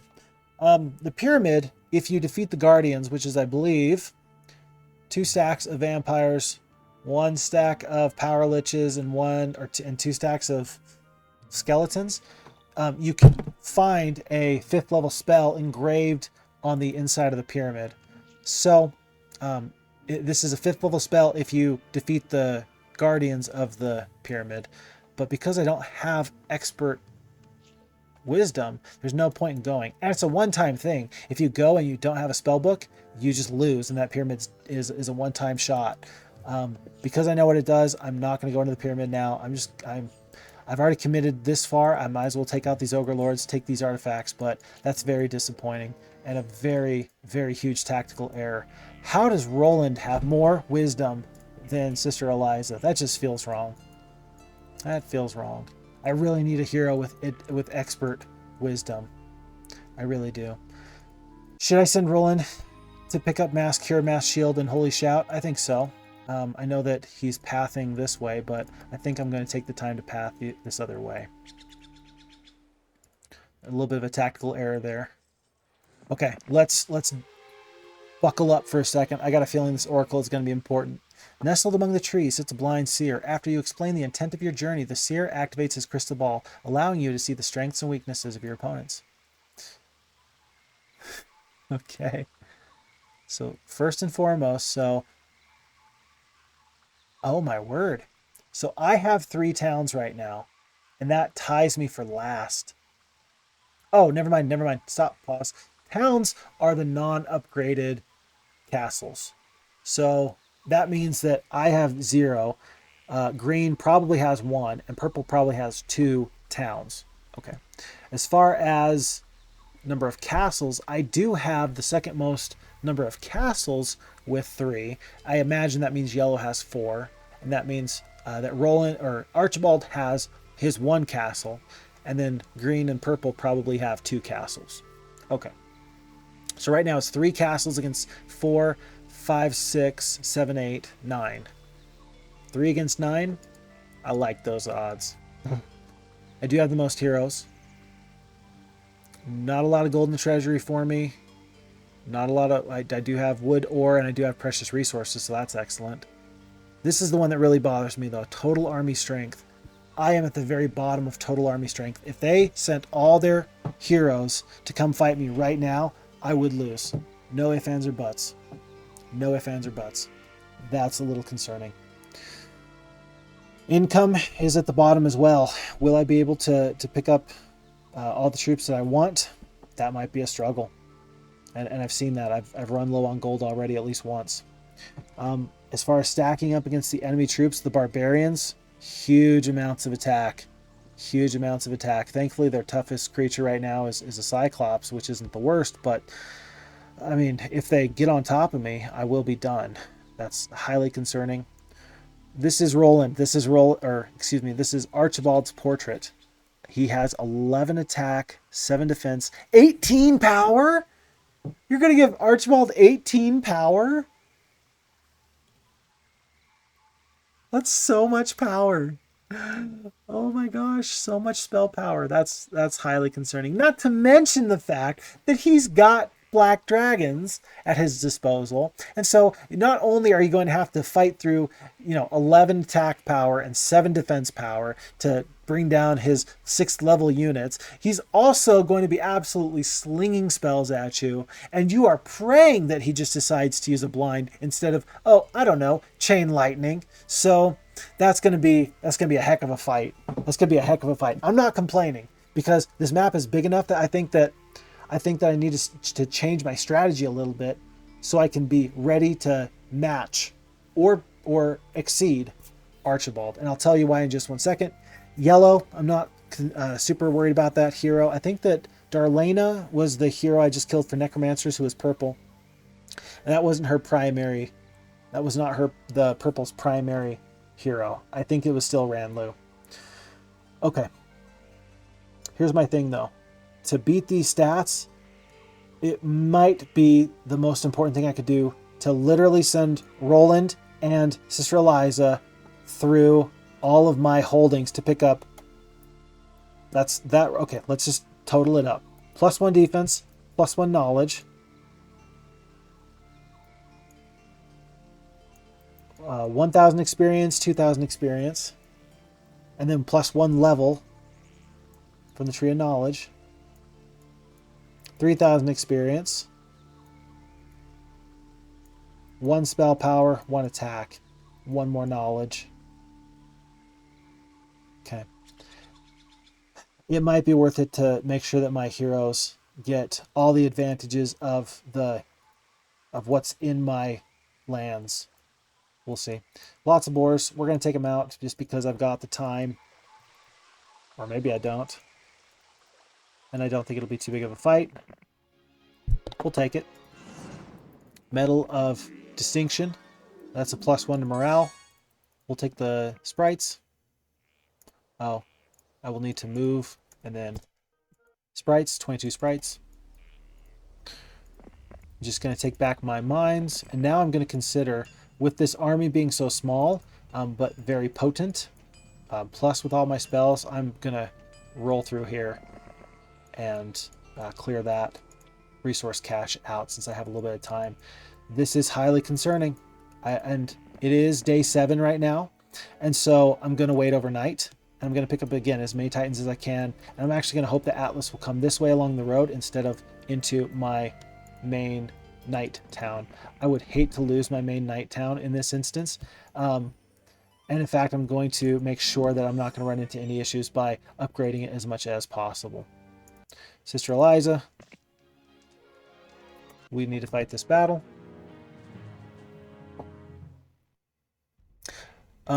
Interesting question that I could see people having is, do your troops move slower depending on where the battle is fought? For example, this is desert tile that this battle is being fought on.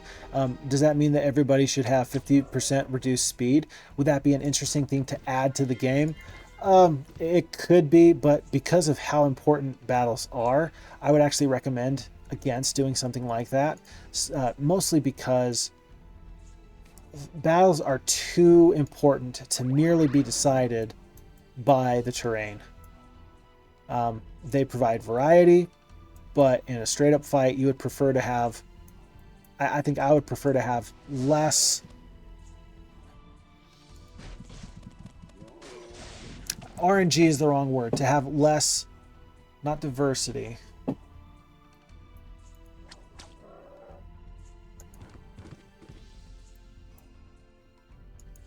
I'll think of the word.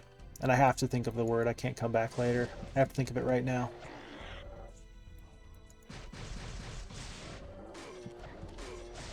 These giants are doing a ton of damage. They're making sure that nobody's going to get away from me. And while I'm accepting more losses of boars and dwarves, I'm not going to lose any stacks of my halflings, and that's really what matters to me. We're going to take the advanced wisdom. Holy cow, what a tough position to put me in. The basic leadership can be massive, but right now I'm knocking on the door of 5th level spells, so I've got to get this advanced wisdom.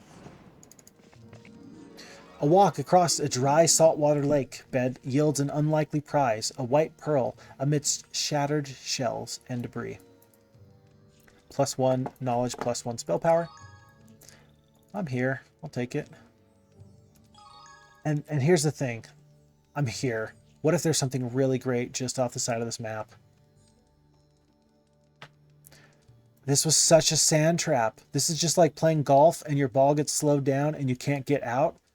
This feels so bad. And she already has basic pathfinding. This could be so much worse. Oh my word. I think I need to just make sure that there's nothing very important right there. Otherwise, if I find out later that there is, I'll be kicking myself. Maybe there's like a shipyard. Because if there's a shipyard, perhaps I need not take out these dragons. I'm not sure. Okay. Oh, that's actually good. He went the right way. All right. Unfortunately, the +5 Magi growth doesn't actually help me because my dwelling is upgraded to Archmages. So, a little sad on that, but understandable. Have a nice day. Let's split the stacks of dwarves into 3.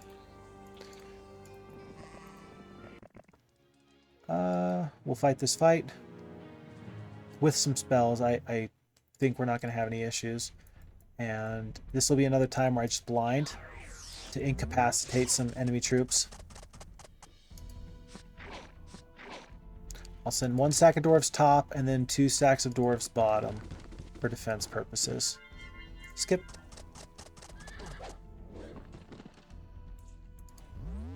Even if I do lose some dwarves, I'm not going to be too concerned. And then I'll break the blind myself. And wait. Okay, so if you break the blind, that troop is not going to get their turn. That answers the question I had asked earlier, and that's very good to know. And this time I did not lose any elves at all because of my use of spells. Okay. I don't think I have anything else really for this side of the map to do, unless there's someone just off to the side of the edge. I will check. Basic archery is not bad. I'll take it. I will check with Roland to see for viewing heroes. Oh my gosh, here they come.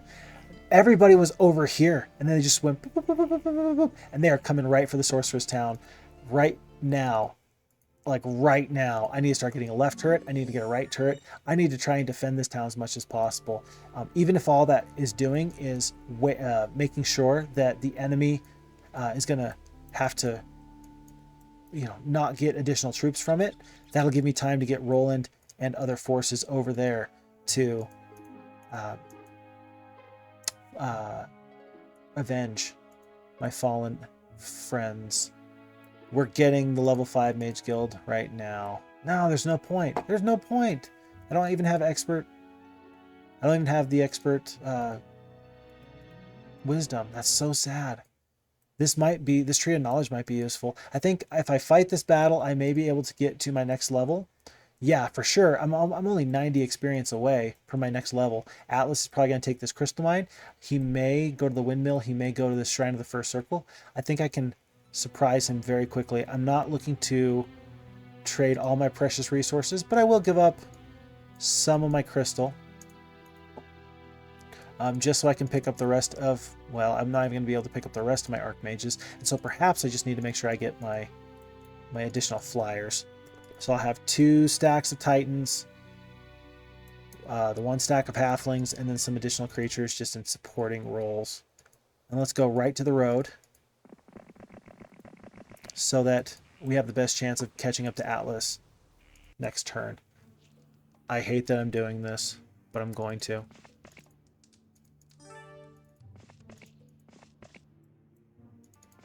It's a gold mine.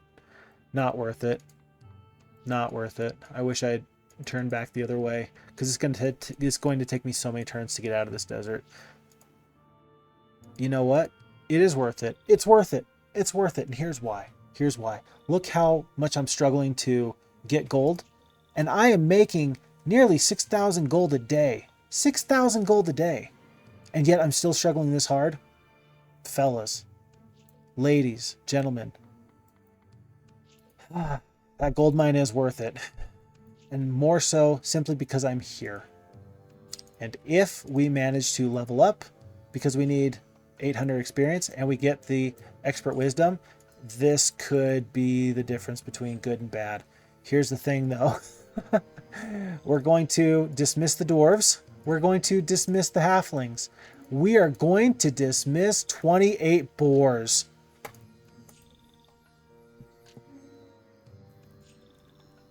I'm not even going to question that decision. Don't at me. I don't want to hear it. I don't want to hear it. This is a good time for me to use, for the first time in a long time, the grouped formation where my Titan shooters are in the middle and then my Titans are not too far around. A pack of ghosts, we can take a pack of ghosts. I know that we had these concerns earlier on the shipwreck here that we still haven't taken, but it'll be fine. We can do this. Okay. Let's see these guys pop out of the darkness like vampires. Banshees. There they are. And let's see if we can combine forces. Unfortunately, I think that Ranlu, who is the strongest hero for purple, I can't beat him with this army. I cannot beat him with this army.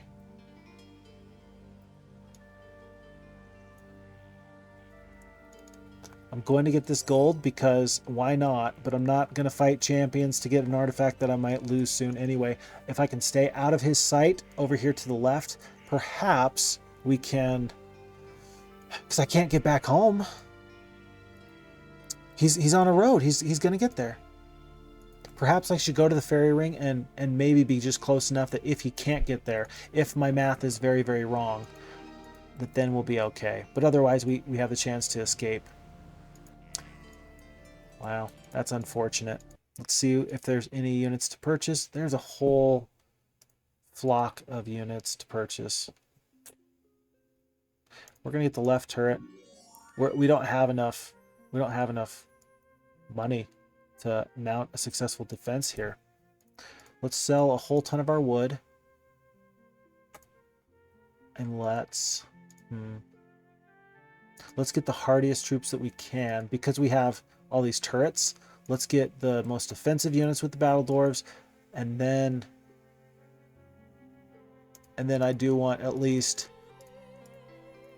a few shooting troops, just because that'll draw some attention, and then buy out the rest of the unicorns I can with that.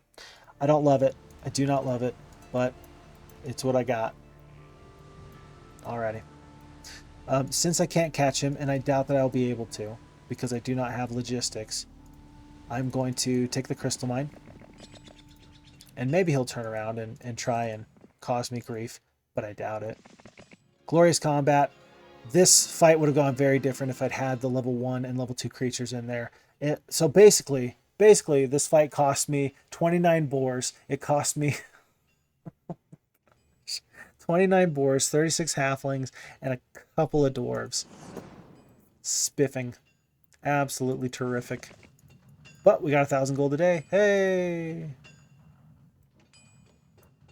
Wait a second. That wasn't enough to level up either, was it? That's great. I should have got that treasure chest, I suppose. Okay. Troyan's just kind of sitting here. That's my turn. This is going to be a very critical issue. If Ranlu can take Grey Wind, I'm going to be in a bad spot. If he gets the observation tower, which he probably will on his way in there, then that'll also be a bad deal. Ideally, he'll waste time going here, and then we'll have time to get back with a hero just to at least mount some kind of defense. But I'm guessing that the AI is going to zero in on this town and take it from me.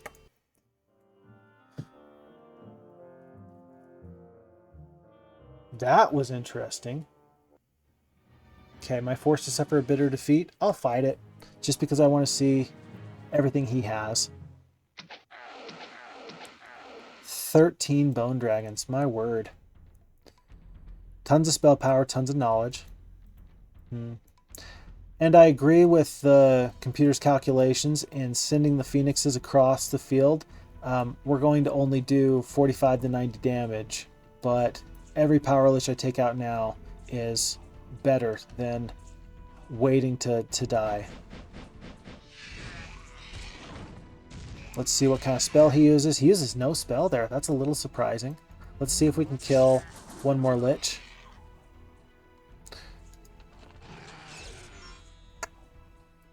Perhaps we can kill one more lich. And then I will be guarding these elves with these dwarves. I don't think that the elves are not going to be doing a lot of damage, but it'll take at least 2 turns to kind of more or less get through there. What did the turret damage? I wasn't paying attention. Did it go after zombies and skeletons? Oh my word. We're trying to do something here. How about you get on board? 16? Can we do 16 damage? No, we're not going to get anywhere close. There's no... Well, 24 hit points left. 10 damage, so 14 hit points left on these bone dragons. Come on. Oh, my goodness. Despicable. They did leave some troops in there. I imagine that they just bought the sprites that I did not pick up. I am going to hide these heroes. It's possible that we're just outside of range of the castle's line of sight. In fact, that would make sense why he ran the other way. I shouldn't say ran. He's doing whatever he wants to do. He goes where he pleases. Let's combine these forces. We might as well make a show of this mine or this graveyard here. I don't think I actually need the archers there. It'll just slow me down as far as morale goes. We'll put the sprites in that army though, and let's actually pick up all these other sprites. Perhaps if Ranlu goes very far to the east, we can take Grey Wind out from under him. One thing that was interesting, did you see there was a hero that just kind of disappeared here? Like you could see the horse's feet and he just disappeared. That indicates to me either he was attacked, like either they were attacked, which is not likely because all the enemies are allied. That means they attacked some creatures and they lost. Or, and this is the scariest option, they have a spell known as Dimension Door. That would be the most concerning possibility of them all. Because if the enemy can no-clip across the map, we are at a distinct disadvantage. I don't think I need to explain that one to anybody. I will actually explain that. So Dimension Door is an adventure spell that allows you to essentially open up a portal to a new place in space. It's within the sight range around your hero, but you'll be able to travel great distances in a single day, and it's highly effective, especially in large maps, because you can bypass terrain that otherwise would force you to go the long way. We're going to use a great spell here. So notice how I got 1, 2, 3, 4 clumped units. I'm trying to conserve some spell points just because I'm worried about, maybe taking that castle back before the end of the week if Ranlu does go far, far away. But this is just too juicy. This is 30 damage to 4 stacks. 8 creatures perish. That's a game changer.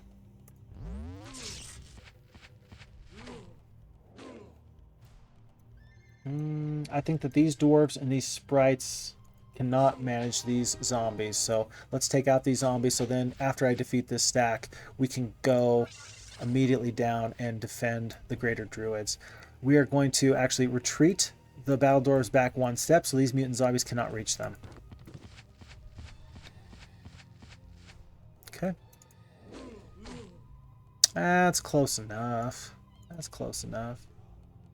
I will not fireball or cold ring. I will lightning bolt though. I'll see if I can take out this stack down more. Mostly I have. Okay. And 30 to 60 damage. I will kill 1 to 2 depending on which one I attack. I might as well just make sure I kill these 2 mutant zombies. And then I'm going to defend the greater druids. I'd rather lose the sprites than maybe lose a druid. And all of this is to say, all of this is to say that these armies, I may be conserving these troops just to be slaughtered by the necromancers soon anyway. But we must fight the good fight. We must fight the good fight. Average, average, average. So turn order is greater druids, 1 of the zombies, elves, battle dwarves after the zombies. So these dwarves are going to take a hit in just a second. Perhaps I can, if I slow down 1 of the stacks, it doesn't matter which one, then the dwarves won't take as much damage. So then we'll do some damage there. Yeah, that spell saved us 1 dwarf. But all dwarves are worthwhile. Okay. Doesn't matter. I'll take diplomacy. Wand of Negation protects your troops from the dispel magic spell. That's a great artifact. I like that. Here's the thing. Vitania has got a lot of great artifacts. In the event that I fight a fight and it looks like I'm going to lose, I am going to surrender or retreat her, even at the cost of maybe not doing as much damage to some enemies as I otherwise would, because I want to make sure that I maintain those for a later day. Live today, fight tomorrow kind of a deal. Troyan, I think that Atlas sees me. I understand that there's this other hero, Crag Hack. I think Crag Hack is actually the main hero for them. Let's find out. Let's pay the gold to find out. No, it's not. Neither of these heroes are the main hero for green. That would be Jezebel. And I am glad that I don't have to see her right this very second.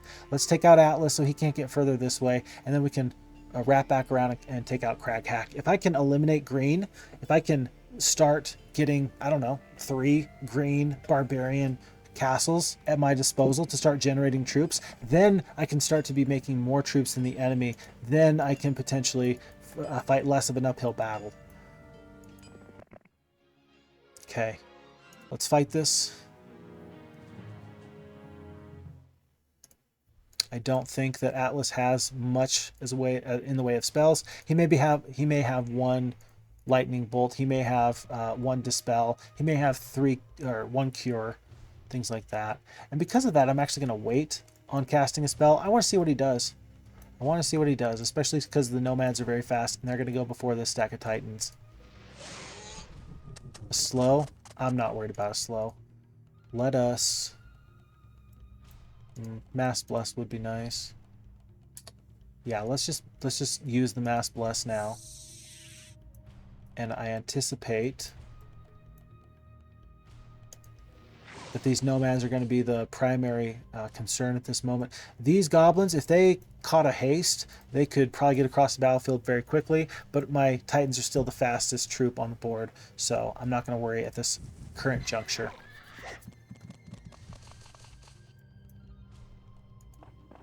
Boars are just going to make sure that nobody gets through.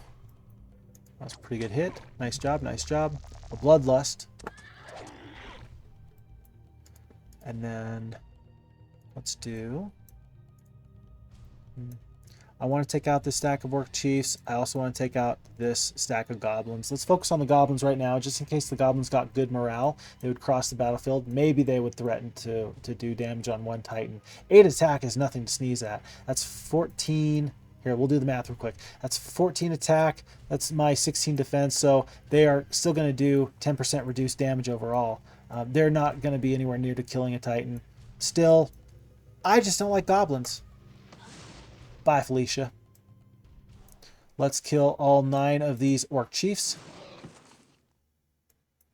And we'll finish off the nomads.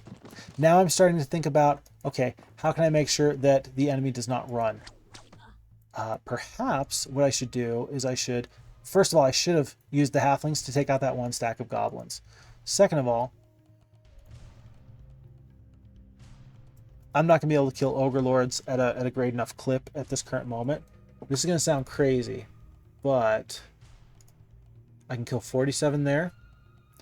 Yeah, we're going to do this. We're going to blind the ogre lords, and we're going to take out the goblins so they don't get a chance.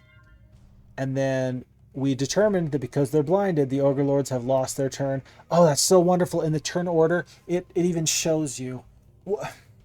FHeroes team, once again, my thanks.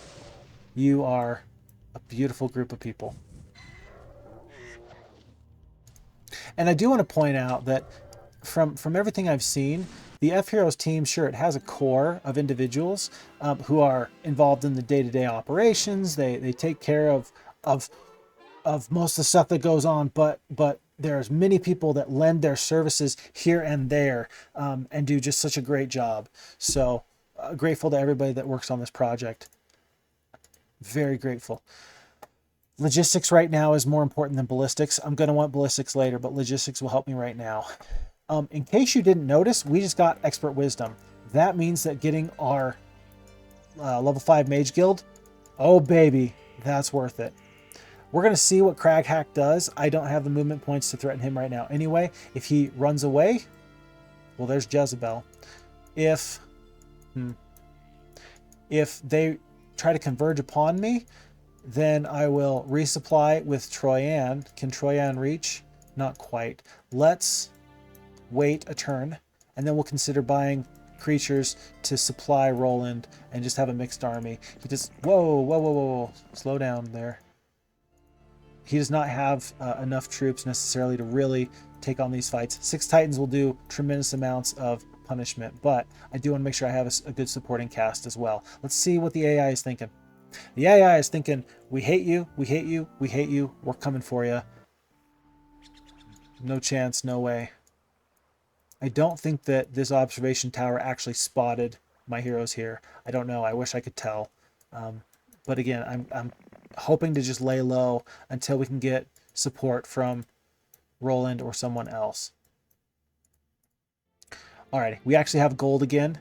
What are going to be the most useful troops to go with stacks of Titans? And I don't know if I'm going to want 2 separate stacks of Titans or 1 power stack of Titans. I'm guessing I'm going to want 2 stacks of Titans still, just because then if one of them gets blinded or incapacitated, I still have the other one, and that leaves me some firing power. And also, being able to split up the damage means that I can be more flexible with how I attack and where I attack. I think I can do it. A throng is a ton of orc chieftains. That's a ton of orc chieftains, but I think I can do this. And in fact, now is probably the best time for me to fight that fight. I think Crag Hack is just here to run interference, in all honesty. But he may be someone I can take out.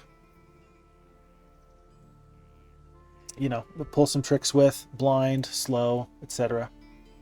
And prevent him from retreating. Okay. We're going to lose the halflings. We're not going to dismiss them. We can trade them out. We'll probably trade out the boars. We'll probably keep the rocks because knights don't have any flyers. But who are the 2 best stacks of troops I can supply to that army? Pikemen and paladins.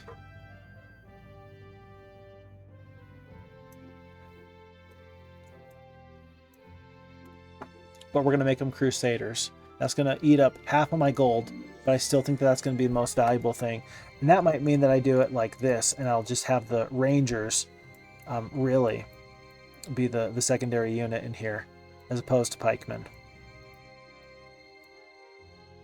Just something to draw attention, you know. If I'd been smart, I would have dropped off the slowest creature, the orcs, out of Troyan's army, and I would have saved myself 220 movement points. That would have made this logistical transaction a lot easier. I'm going to use Roland to fight both of these fights, though. I think I can take both of these fights. I really think I can. Let's trade here. Let's trade here. Well, yeah, I do. I want 2 stacks of Titans. I do want 2 stacks of Titans. I think that'll be the best thing for me. I really do think. I'm not anticipating a big spell fight. I'm just anticipating some heavy, heavy hitters. And I know this is potentially the game. If I lose this fight, that's the game. But wow, this is not as strong of an army as I thought it was at first glance. We got to fight it. We've backed ourselves into this corner. Let's do it. Okay, so first and foremost, let's make sure this enemy does not run. What spells do we have at our disposal for that? This is going to sound stupid. I'm not worried about losing 2 to 4 rangers. Let's take out the stacks of wolves. Let's take out the biggest stack of wolves.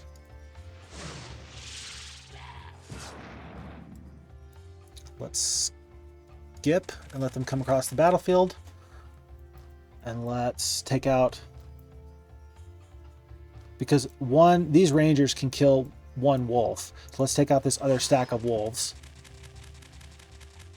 And I think that I can, before next combat, very fast, very fast. That's unfortunate. The liches are going to go first next round. And so I'm actually going to wait for the rangers, because I don't think that rangers and rocks together can kill these power liches. These power liches have 19 defense. That's pretty nuts. So we're going to wait on, because I don't want them to run. I don't want them to run. We're going to wait on the rangers. Or do I kill 1 stack? Do I kill 1 more stack? I think we wait. I think we skip. We lose the 1 crusader, and now we demolish. Uh-oh. Wolves are all very fast. It's just gonna ping pong back and forth. But next turn, my Titans are gonna go before their power liches, and then I can incapacitate them with a slow. Do I have slow? I don't have slow. I do have 160 damage worth of spell power there. That'll kill him. So let's kill 2 to 3, and then they run anyway.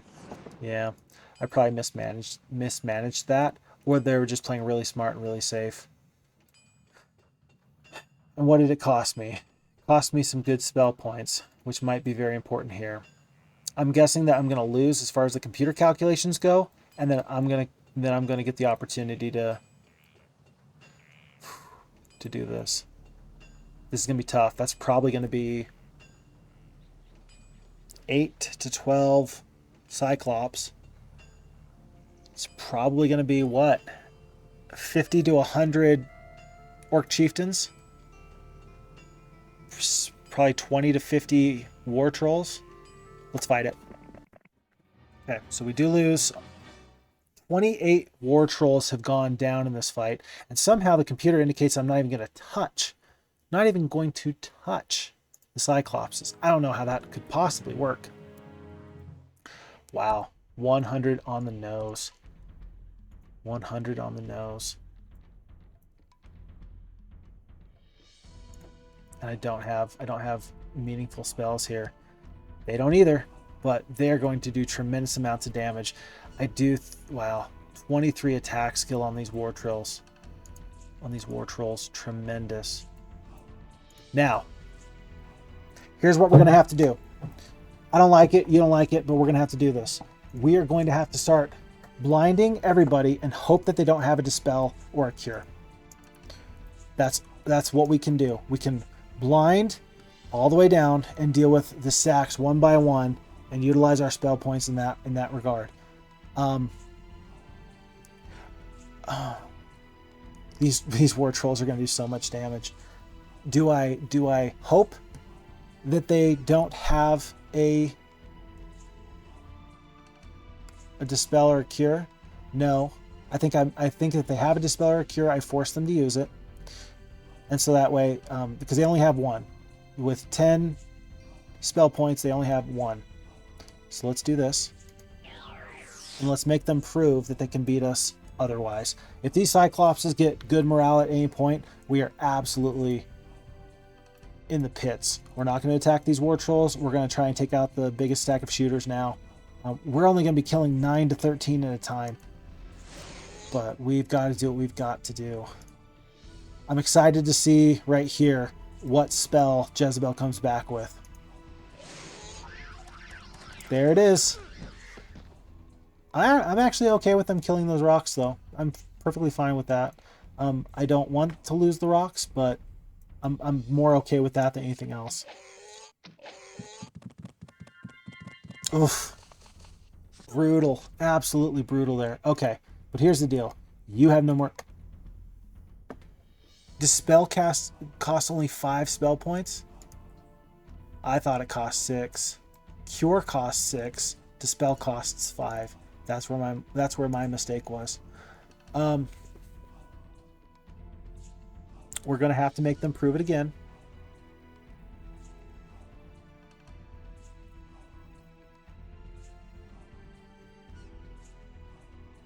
Yeah, they gotta prove it.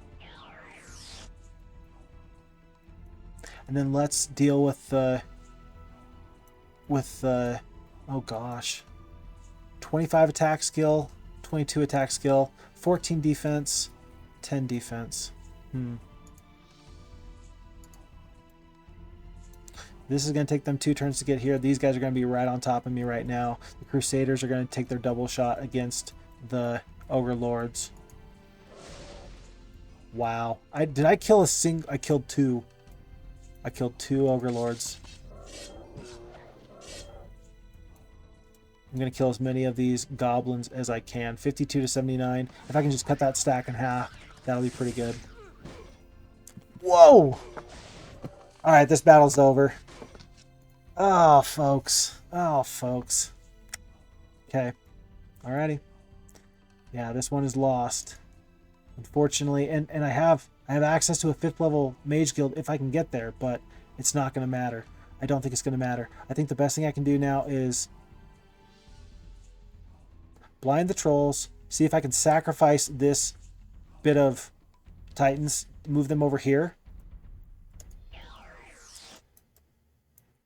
and make the Cyclopses go for him.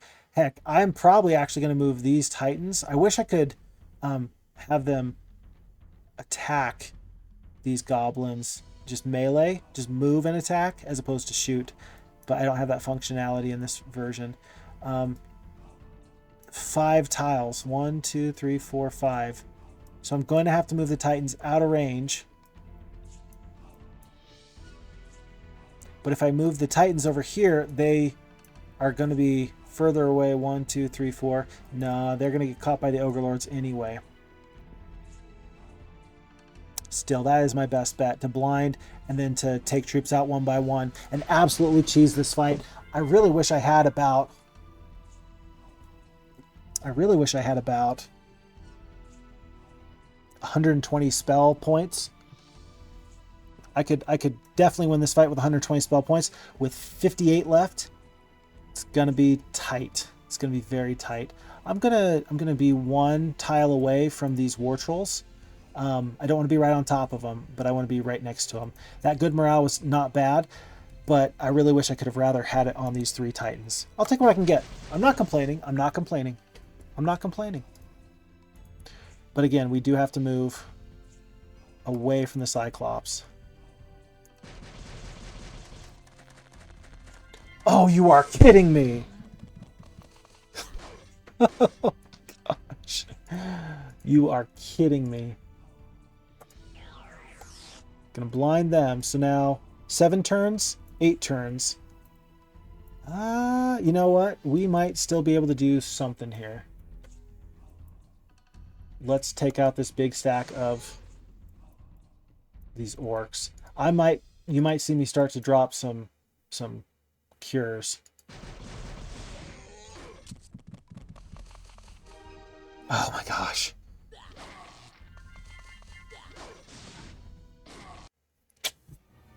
It was a good strategy. Don't tell me it wasn't a good strategy. Okay. So, defeat, you have lost your hero, Roland. The quest is over. Okay. There's some more beef jerky. Now, here's the deal, folks. We are now officially that was 2.5 hours in. I didn't mention this, but I meant to. I don't feel terrible about, saving significant amounts of time by doing just the last autosave that was present. If it can potentially help me still continue through a game like that, we will see if we are up the creek without a paddle, or if our autosave is going to give us an opportunity to do things just a little bit differently. I'm not trying to abuse this, but only on an absolute loss like that do I feel it might be appropriate to save 2.5 hours of everybody's time. So let's say okay, and let's see where it brings us up. It brings us to the last turn where we have not fought Craghack and we have not fought Jezebel. Now we know there's no way we can fight Jezebel. It cannot happen. I can potentially do this one thing I thought about doing before, and otherwise we will end our turn and try again. Really, I don't want to save Scum. I think it's a single player game. Play the game in a way that is fun for you, in a way that makes sense for you. For me, what makes sense to me is to really kind of have the challenge. I do enjoy the challenge, and I don't feel like I'm doing the game a disservice. I don't feel like I'm doing you a disservice. Losses happen, but this saves 2.5 hours of the preparatory work to build into this section here. There may come a time where even using an autosave will not be enough to actually win the game or to save me from disaster. I recognize that, but we have to do what we have to do. Here's my concern. I can't run away back to my main town worth of defenders. There's not enough units to buy here, even if I did. Perhaps the best thing I can do is go and have Roland be in a completely fortified town and utilize that to press our luck, as it were. Maybe I can get 2 more mage guilds before we're just out of luck there. I don't know what I want to do necessarily with Troyan here, but I do know that I need to abandon this progress to run for the castle. I hope that Jezebel can't reach. I don't think she can. I could be wrong, though. I could be very wrong. So what building to buy?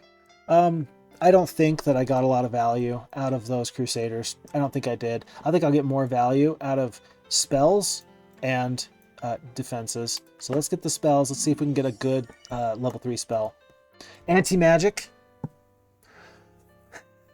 It's a good spell for later. It's not going to help me in this fight because the main antagonist here, Jezebel, has only got a couple of spell points anyway, and she's mostly using those to just cleanse and clear out some of her other deals. Now perhaps I can bait Jezebel into wasting some spell points on Troyan. It's an absolutely devilish strategy, but it might work. And I'll even gift them a hideous mask for their troubles. We'll go around the long way, so that way Craghack is not so close. A Craghack can reach. I don't think Jezebel can. We will see what happens, though. Let's see.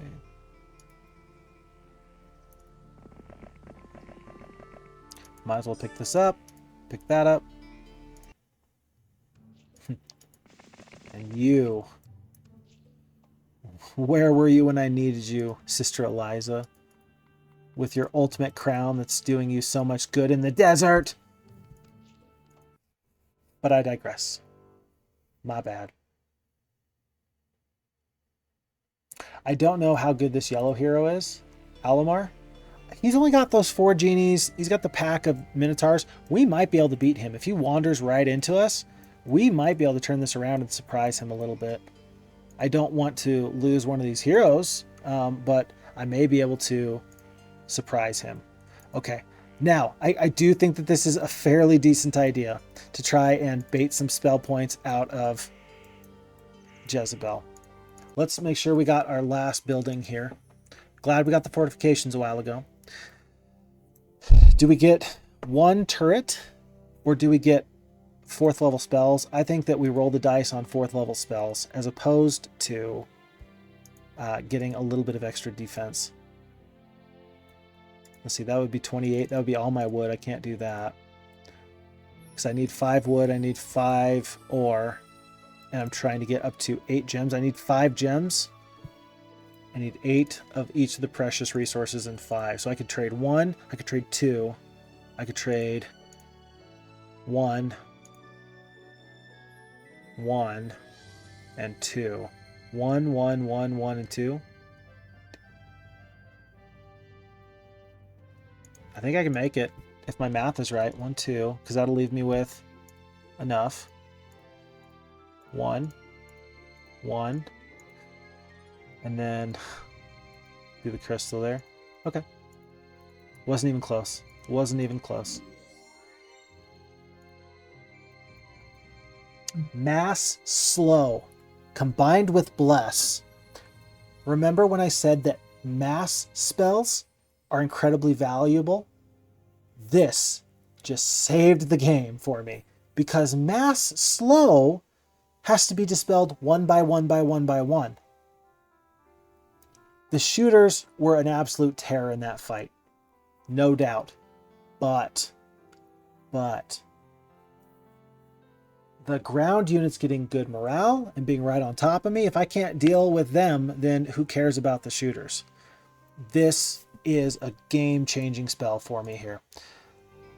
I'm going to go into the town. I am going to dismiss the halflings because I really want Troyan to do my tactic there. I want to see if I can pull out all the stops, as it were.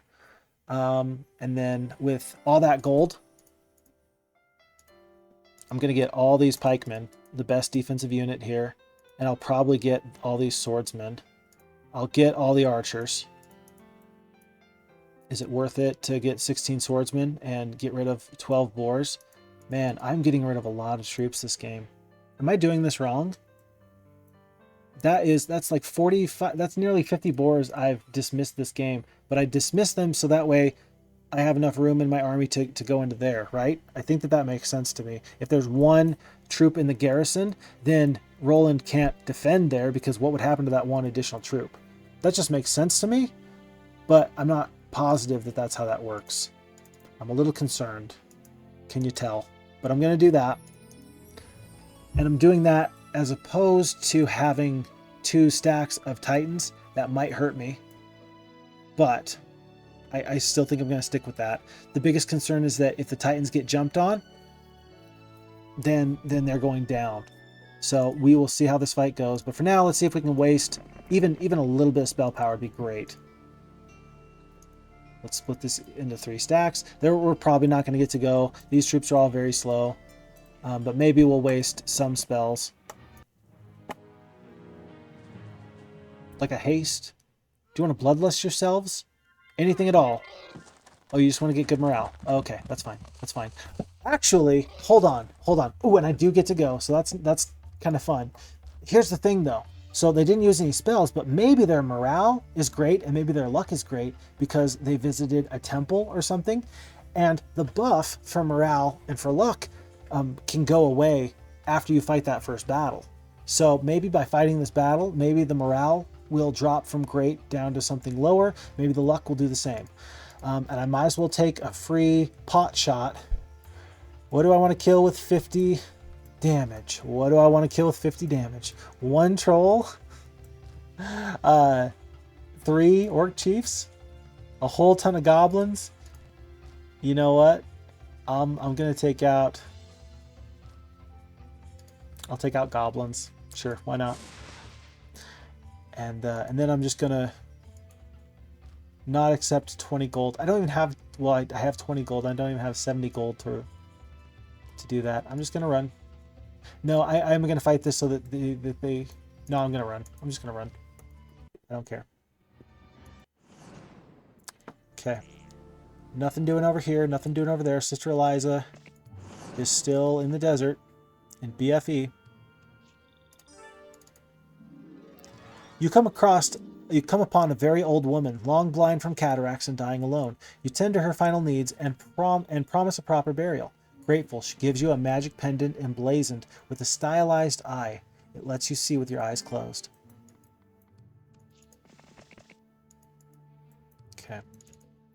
And we're probably going to fight this demon cave just since it's on our way out. All right, folks, here's the truth, is that if we lose this fight, there's no coming back from this. It just is what it is. So let's see how this goes. I do believe that Jezebel is going to attack. I would. Let's see how this goes. Oh, I don't love that. I don't love that. I don't love that.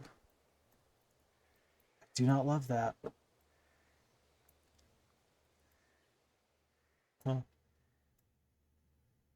If I can simply hold out for another week's worth of troops, that can be useful to save Roland. So we're going to do that for now. I'm not going to be able to get over to... I should have gotten over to those sprites. Now is probably the time to go down fighting. 92 dwarves. That's a good stack. Spells. We got a couple. We got spell points. We got a little bit going for us. And I don't think I wanted to throw Lord Gallant at them just because. I don't think that that'll be helpful for me.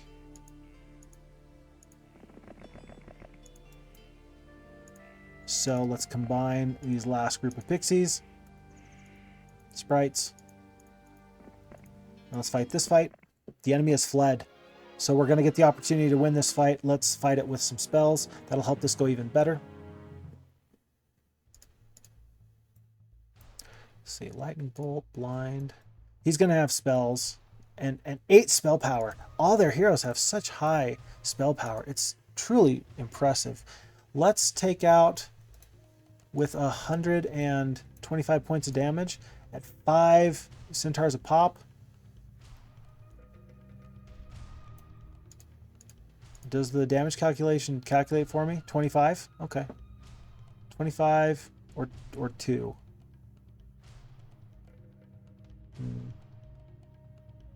Let's take out their shooters, just in case it comes down to dwarves trying to get across the battlefield.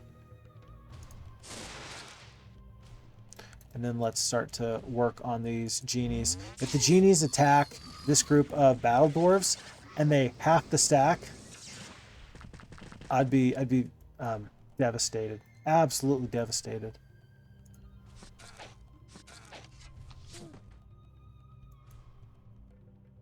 So they are going to get a retaliation, the genies, with their 20% chance to have. If I go from 92 battle dwarves down to 45...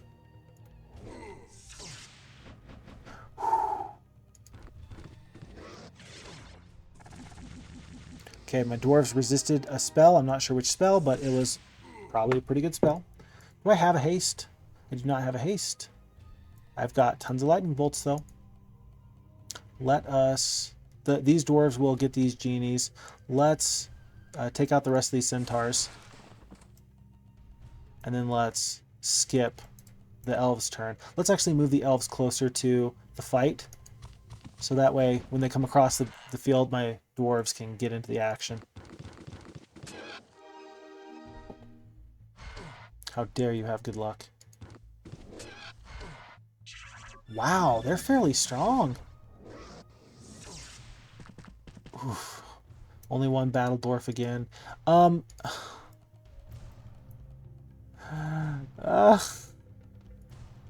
don't want my dwarves to hit this genie. I don't want to waste the time. I want to do a cold ring. And so that way I can take out a few griffins and that one genie. Just I can't be bothered. I can't be bothered. We'll force the griffins to move and attack. We'll take out the biggest stack. And from here on out, we're just going to take hits. We'll see what they do with their minotaurs. I've got very, very, very low defense now with these dwarves. I can blind. How many do I have? 10 spell points left? I have 10 spell points left. But I'm cursed. So it's going to take 2 turns of combat to get these minotaurs. Anyway, they've already gone this round, but they're always going to go first. Even with my dwarves attacking, is that going to be enough?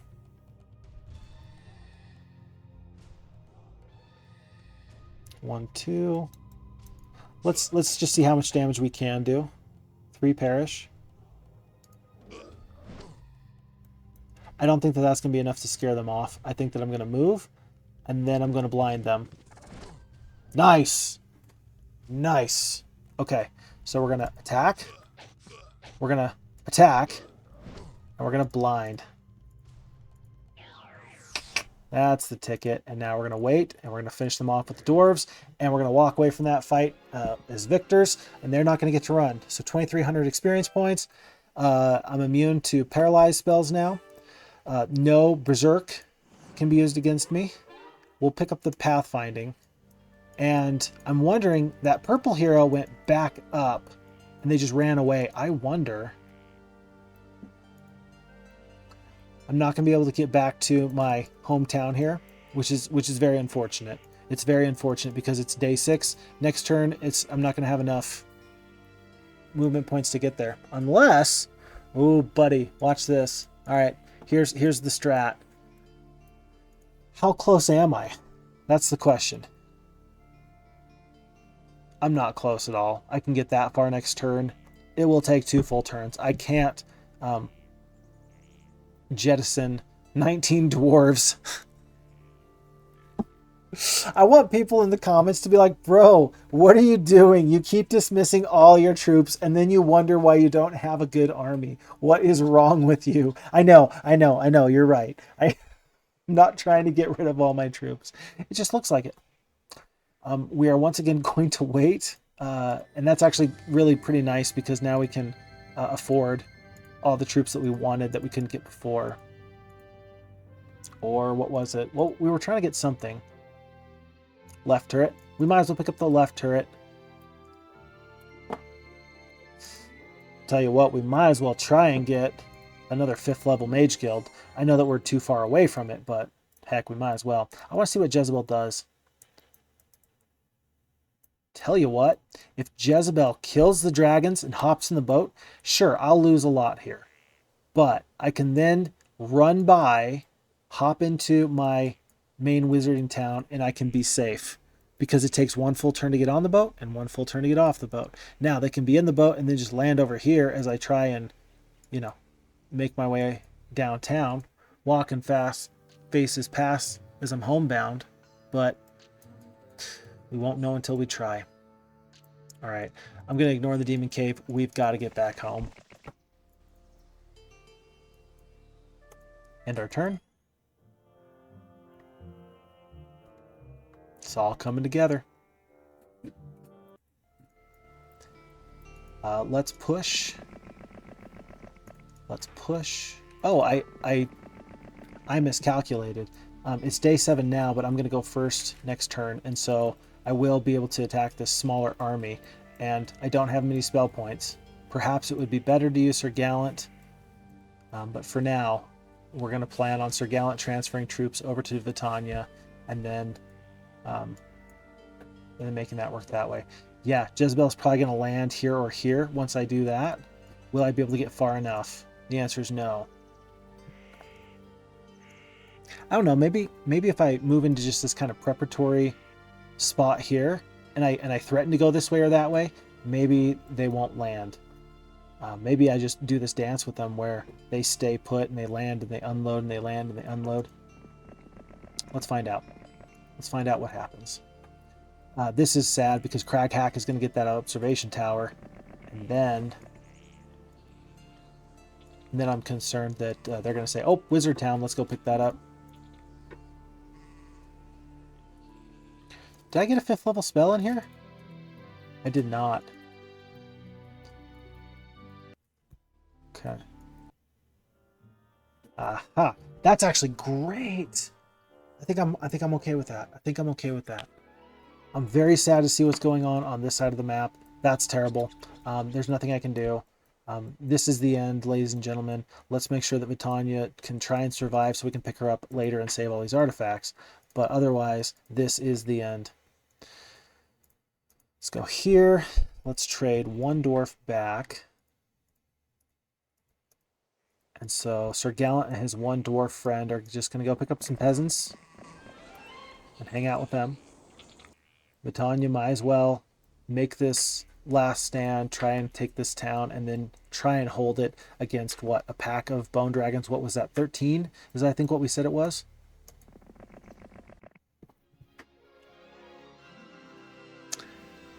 We've got 1 spell we can use to make this fight go even better. We're going to use it.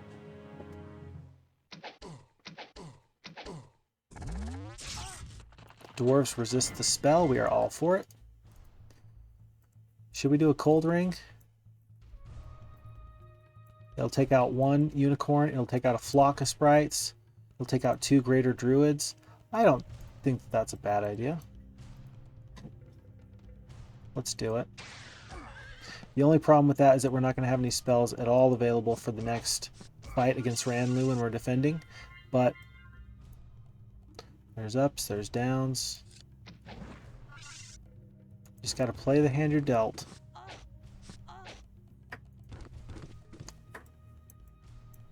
And if we can take out these elves, there's a chance that the pixies will go across the field of combat into the teeth of my defense. Let's see. There's an opening over there. I'm gonna hope that I can get an opening over here. Otherwise, I'm just gonna shoot them dead. Never mind. We will take the logistics. And we're back in our hometown. I can make some purchases.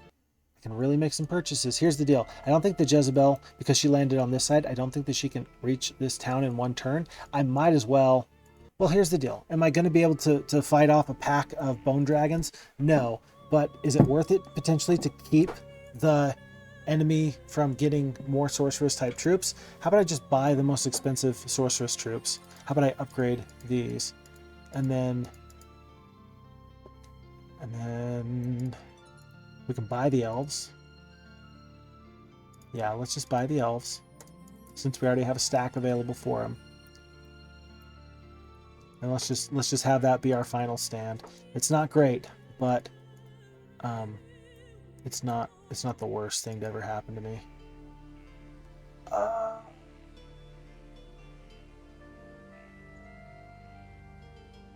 I don't want to lose all these artifacts. A +5, +1 negation. Here's the thing, and this is the absolute truth. If I defend in the castle, I can't retreat, and I'm sunk. If I defend 1 step outside of the castle and lose my defender bonuses, I can, and then I can save those artifacts. That's more important to me than having the most efficient defense possible. And nothing else matters except for keeping Roland alive. We're going to stay far, far away from Jezebel, even at the cost of potentially losing some troops in Blood Rain. We have a little bit of gold. I don't think I'm going to need to do much to dissuade this enemy Crag Hack from coming into my hometown. He's not going to have any spell points, so he can't really bring down my Titans. Somebody, Sister Eliza, she was on grouped formation. We need to make sure she's on split. That'd be a poor thing to forget. We can't get back in the town. Well, but we can stop him from going anywhere near it as well. Either way, Craghack is going down, and I'm fine with that. And next turn, we're going to recruit Vitania for the second time. Don't do it? Okay, great. Okay, and I need to fight this fight specifically so I can make sure I run on time.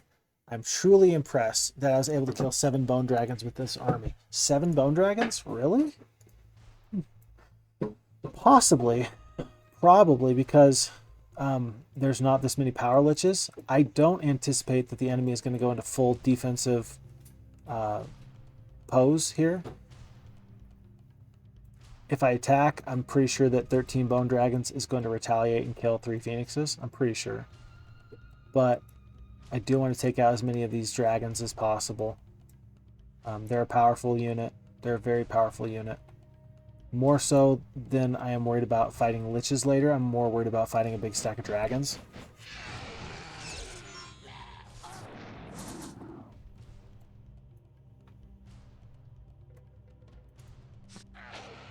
Remember, the important thing is that we'll be able to retreat. If we can't retreat, this whole thing's been lost. So try and maintain your stack sizes so you have the most possible chances to retreat at the last moment.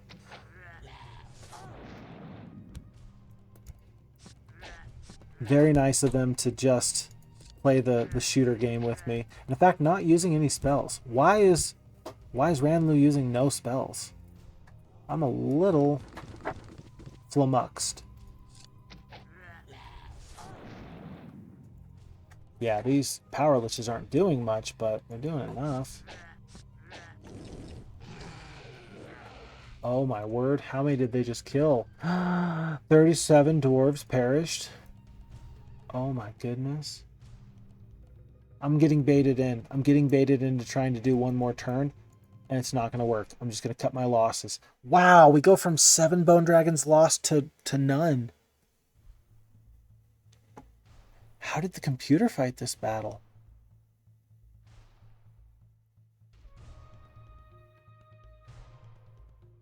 How did the computer fight this battle? That's amazing. That's amazing. I don't know what to say. That's amazing. We're gonna run.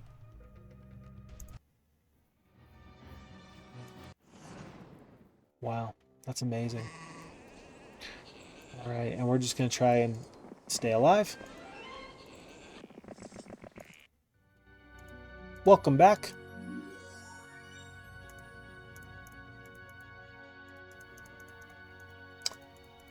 And our priority is, of course, the Titans. We're just out of gems. No, we've got some gems. Why can't I buy any? 2 gems. I got 0 gems? Who says I have 0 gems? It says I have 2 gems. What? What? What am I shy? Oh, I purchased a hero. I'm good at math. Don't worry about it. I know it. I know it. Where did Craghack go? He ran back this way. Who's this hero? Sandro. We're going to lose this town. I'm not looking forward to trying to attack them in that town. I do need to get... Who's the better hero right now? Sister Eliza or Roland? I think it's Roland. He's got the expert wisdom. He's the better hero. For sure.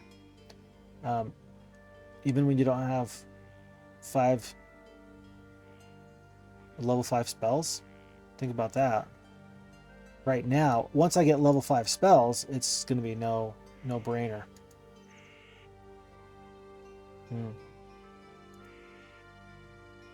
Well, she's got 106 spell points. He's got 76. So, if I can give... I think it's Roland. This is sounding crazy to me because if you fight and lose with Roland, you just lose. So the smart move is to let Sister Eliza be the main person fighting your battles for you. But, and I mean this with all my heart, but if I do that, then I lose my strongest offensive option, and that just doesn't feel right either. It really doesn't. Okay, we're going to consolidate. We're going to stick these here, stick these here. I want all these artifacts. These are going to Roland. These are going to be very, very important. Very, very important. Let's trade. Let's make sure we have all the right artifacts. First and foremost, we need the +4 to everything. We need the +5 to knowledge so he can recoup spells tonight. Let's give him the morale. Let's make sure that there's no berserks or paralyzes. Sure, we'll take the defense. Actually, we're going to leave the +1 defense. We're going to take the blind, though. No blind happening. And the reason I'm waiting on that is for one simple reason. I worry that they're going to have more than 3 artifacts and I'm going to lose the opportunity to get all the artifacts.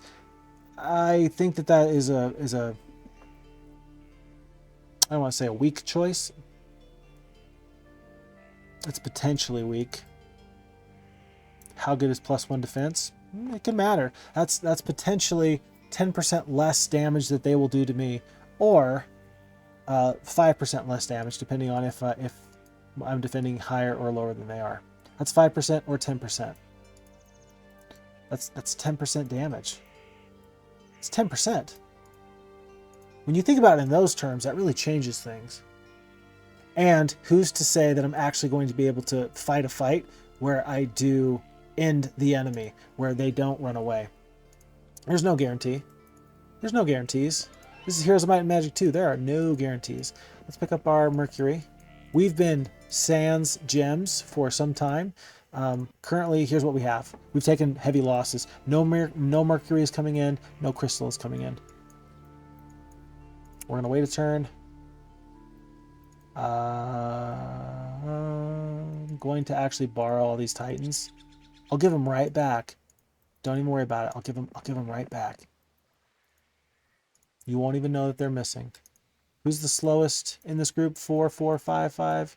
If I can drop. Actually, no. Well, let's get rid of the peasants. They're not going to be valuable in any instance. 3 dwarves aren't going to be very valuable to anybody. If I can pick up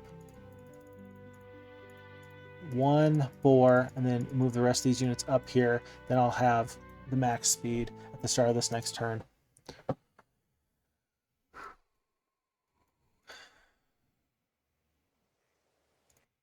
Do I purchase troops in here? 14 paladins? You want to give them 14 paladins? You do not want to let them have access to 14 paladins when they have like +16 attack. You don't want to do that. You want to bankrupt yourself as far as these extra resources, not the special resources, but the other ones, and you want to buy out as many of these paladins as you can. You are going to, in fact, trade enough to get this extra paladin. If they have 7 paladins, okay, that is potentially manageable, but 14, you'll save yourself the trouble just by having some defenders. It'd be nice to have the captain's quarters, but I don't think it's ultimately going to matter. That's my turn. Let's fight it just for funsies. I'm going to get absolutely peppered by all these enemy troops. Notice, though, didn't this used to be 46 war trolls? Isn't it now 26? Wasn't that 100? Now it's 86. Those red dragons, they did some damage. They did good. They acquitted themselves quite nicely. I don't think I'm going to get the opportunity to actually go across the battlefield and do damage, so I won't even try. Let's just hit auto combat and let the game go from here. Yeah, I can't even get out of the gate.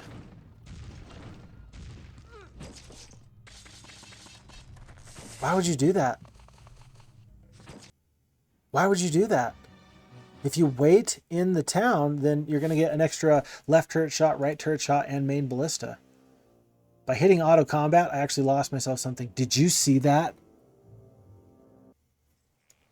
There was an artifact in the trees that I couldn't see, and so I never picked it up. That's incroyable. That's French for that's incredible. I will lose 1 dwarf. I don't care.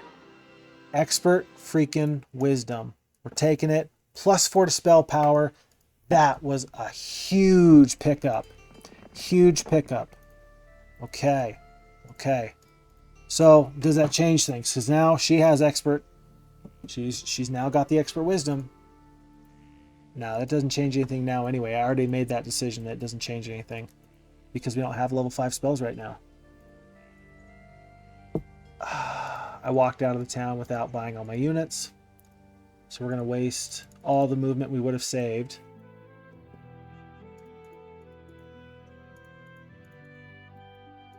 Which is more important, 2 giants or a pack of flyers? I think a pack of flyers, actually. I really do. Which is more important, having 1 stack of titans or having the flexibility of 2 stacks of titans? I think having 2 stacks of titans.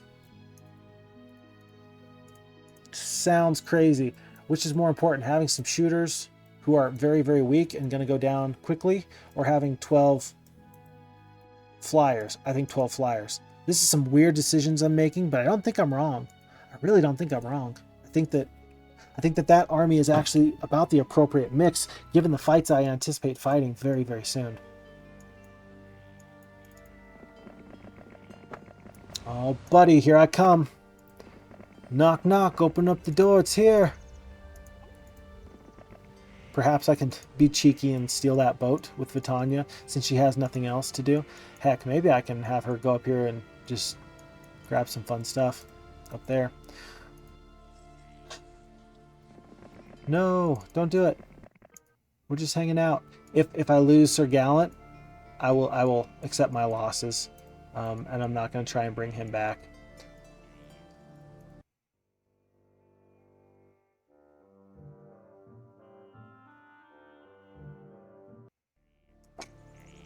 Hi. Let's just step on the Oracle, see what's going on. If I can take out Green's strongest hero, I think that I'll be feeling pretty good, because I think I did take out Purple's strongest hero once. Taking out heroes is got some value.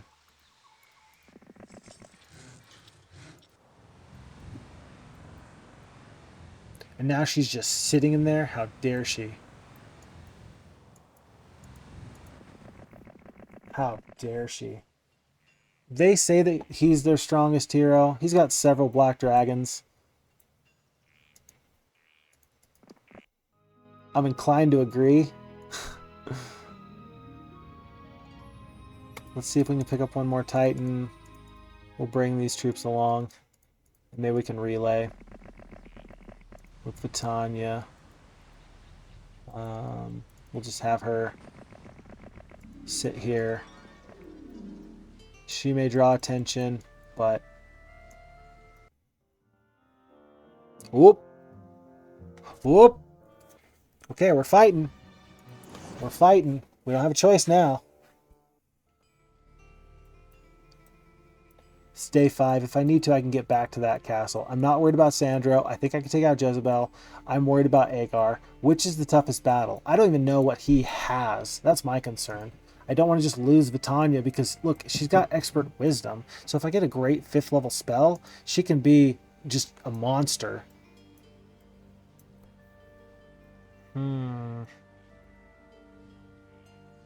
Which is the tougher army?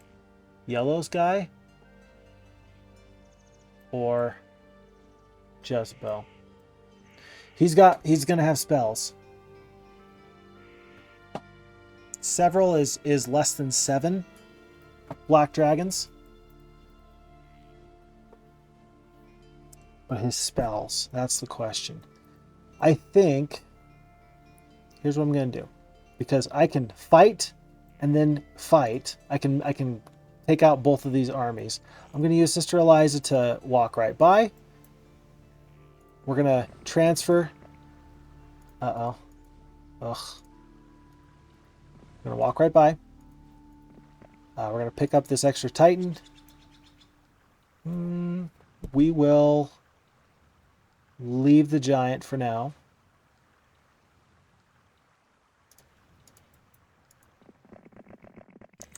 Transfer 1 additional Titan. And then let's start fighting these fights. Let's get crazy. Let's get absolutely insane. Let's do it. So the computer says I win, and I win outright. So just strength on strength, I win. Not to mention the fact that I'm a tactical genius. Notice, though, that I lost everything except for that one last Titan that I just transferred over. Yikes. Okay, let's fight this fight and do better. Jezebel will have 1 knowledge, so she only has those spells. But I do have the mass slow now. I think that's going to be the most worthwhile spell I can do, especially since the War Trolls and the Orc Chieftains have been grossly reduced in numbers. Let's cast this mass slow right now. And then let's start targeting down some shooters and force them to make a decision about whether or not they want to, like, haste their Cyclopses or what. Haste would probably make the most sense, so then they're the opposite of slow, as opposed to a spell. Either way, though. Yeah, let's take out, which is better, 18 to 27 Orcs or 6 to 9 War Trolls. A 24 attack skill versus 17 attack skill. It's absolutely the War Trolls just because their attack skill is so high. My Titans defend at a 23 attack or 23 defense. So Trolls are doing plus 10 bonus damage to my Titans, whereas Orc Chieftains are doing 6. That's going to be 30% reduced damage against my Titans. So let's take out the War Trolls. How's it feel, man? How's it feel? Hope it feels good. Oh boy. All it took was for me to just reload the game and fight the fight again. Because I'm a genius. Okay, so I did lose a Titan there. That was pretty significant. 225 twice. That's a lot of damage. 300, 117 hit points left. We're going to start blinding. Well, yeah, we're going to blind because that Steel Skin took 6 of their spell points. You don't have enough spell points to do a cure or a dispel now. You can do a haste, but these Orc Chieftains are now blind, and that's not changing anytime soon. You have no shooters. I'm going to start fishing and barreling you right this very second. Yeah, I'm going to start doing that. Okay, I could kill this whole stack of goblins. I'm going to need to take it out at some point anyway. I know it's not the... I just want to make sure that I don't have to worry about them later. If I was them, I would haste their Cyclopses, then they can still do that. So let's do that. Full defense. I'm going to move up this way because I don't need to defend that area. Yeah, full defense.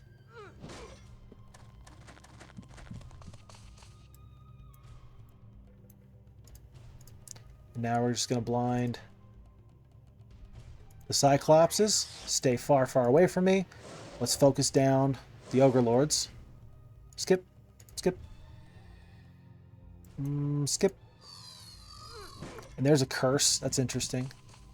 In fact, I'm probably going to... Should I do a Mass Bless or just a regular Bless? I've got 133 spell points, but I've got another fight to fight. I don't think I'm going to need to worry about losing a whole bunch of other troops here. They've got no more spells at their disposal. I could heal for 85 hit points. I'm actually going to do that. I'm going to cure my Titans. That's going to get rid of the curse, and it's going to heal 85 hit points. That's worth my time.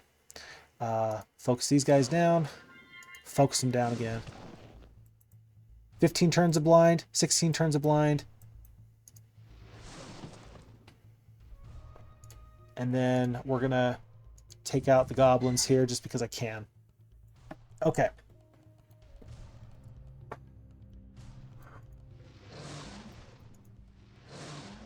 Because they're slowed, these Cyclopses are never going to get a chance to move any further closer to me. I'm not going to waste these troops by having them take a retaliation shot, though. I will use the blinds to continually take away their turn so they don't get a chance to run. It's a small thing, but I think it's very, very meaningful. I'm going to move across the map now just so we can crowd the orcs here. Yeah, We'll take them out and we'll just move closer because why not? Why not? I think 12 rocks and 16 master swordsmen are going to be my best attacking units there. 10 turns of slow, 11 turns of blind. But let's start our barrage. Skip, skip, skip. They're slowed. We're gonna make the most of our blinds by attacking. Attacking. Can I kill 10? 7 to 10, and then I'll have a spell. If this doesn't go well, the rocks are going to clean this up. Wouldn't that be a terrible time for a misclick or poor morale? Okay. We lost a Titan. Guys, that was terrible. Oh, terrible. But here we are. Here's the one thing that makes me sad is these artifacts, because I think we got 2 slots for artifacts. There's one. Maybe we only had enough for one. Basic ballistics is wonderful. We only had enough for one. So my hope is now, from here on out, I'm going to be watching in my towns here for heroes that I have taken out who are very powerful, who may have artifacts, who I can hire now and help me turn the tide of battle. That's my plan. I'm actually going to stay away from Sandro. I don't want him to get anywhere near me. There's nobody up here. There's nobody over there. And then we got one more fight to fight. Any adjustments? Do I want to move giants over? I don't think so. Here's the deal. I can't blind dragons. Here's the deal. I can't slow dragons. Here's the deal. He's not going to have 10 spell points. This is the harder of the 2 fights. So I just celebrated. That is very premature, just so we're clear. But I do believe that if I don't win this fight, that I don't have any opportunities. Even if I reload the game, I don't think I'm going to have any opportunities. At that point, we'll call it.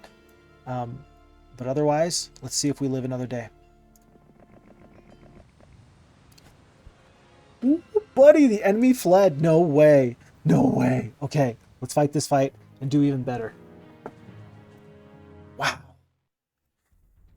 Okay, 3 attack, 2 defense, 7 spell power, 4 knowledge. Doesn't even have a ton of spell points. Not bad, but it's not a ton. I still think that we do cast the mass slow. That'll prevent the flyers.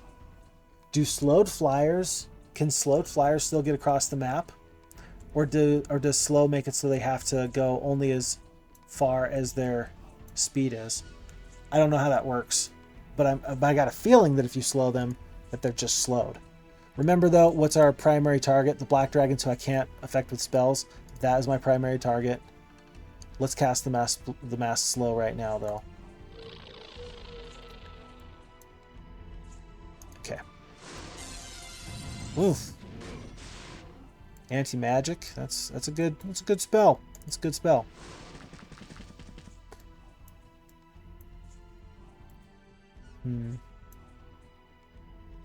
I don't know if I should.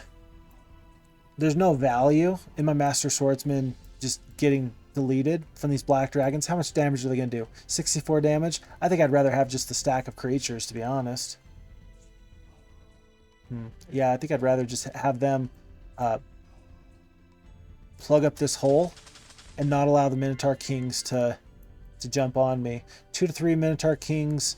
I'll take tons of damage in return. Well, not tons. I mean, I'll take damage. I don't want to get anywhere near those snakes, though. No, I do not.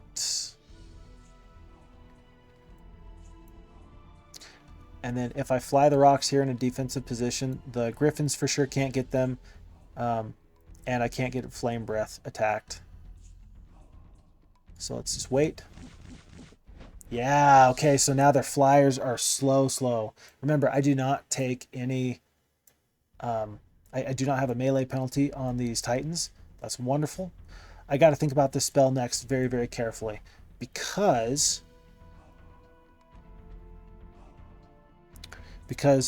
there's a part of me that says, oh, just cure the titans.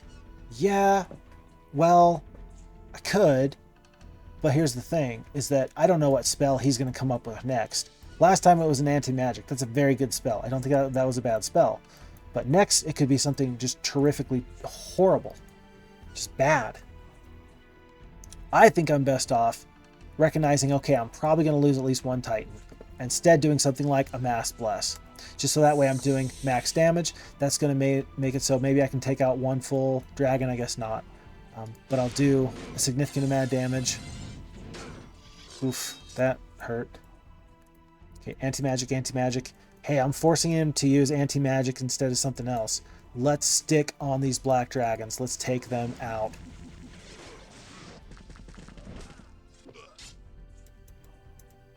$63. I just don't want the dragons to retaliate into my titans.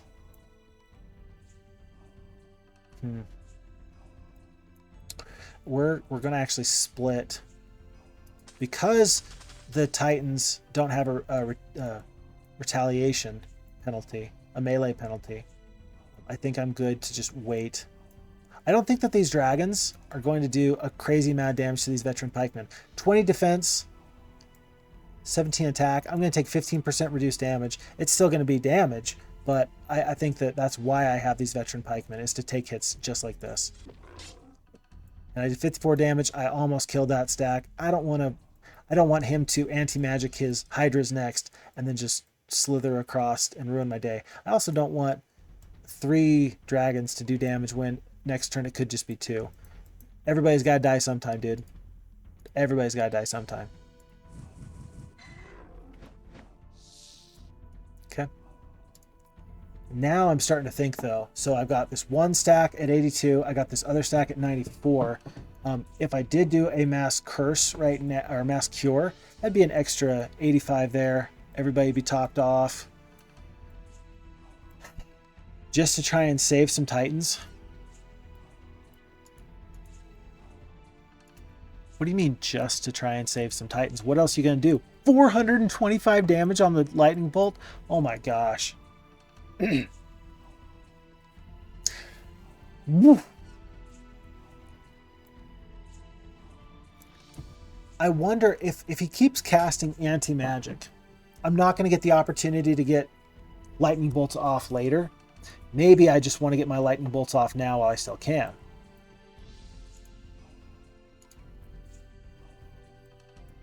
A blind is a bad choice because he'll just anti-magic it.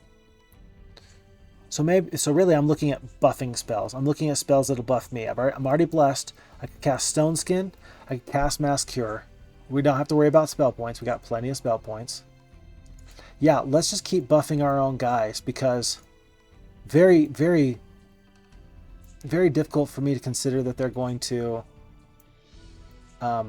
continually do just so much damage to these titans. Eventually they're going to run out of steam. Oh, worthwhile noting, I do have the artifact that makes it so he can't cast a spell on me. So any buffs I cast are going to stick around. I think right now, though, I'm just trying to get ahead of the curve and make sure, because if I can avoid losing units, that'll always be valuable to me. Not losing units is going to translate to more damage anyway. 425 points worth of damage? Possibly. Who knows? Let's just try not to lose anybody. Well, let's see. 133 left, though. Yeah, those gargoyles got good luck, and they still did 34 damage. Why? 26 defense, 7 attack. Did I hit it? So, one thing to consider about attack and defense is that it maxes out at a possibility of 300% bonus damage on attack, which is 30 attack skill above the enemy's defender's defense, right? So say that my Titans have an attack skill of, if they had an attack skill of 50 and the Dragons have a defense skill of 20, I would be doing the max bonus damage possible, which would be 300% bonus damage. The max defense skill you can get is reducing damage to a minimum of 30% damage taken from an enemy unit, which is 14 defense above the enemy attacker's attack skill. So 7 and 26, that's 19. The reason why the gargoyles right there did only 34 damage after they got double damage is because their damage was reduced by 30%, the absolute max it could be depleted by. Very interesting to see that happen. I love to see these weird niche cases. That's one of them, and I am happy for it. Let's kill some dragons. Good luck, good luck, good luck. I'm still happy. Yeah, I'm not going to lose a Titan. I'm not going to lose a Titan. I'm thrilled with the way this fight has gone. I'm not going to lose a Titan. Can't make me.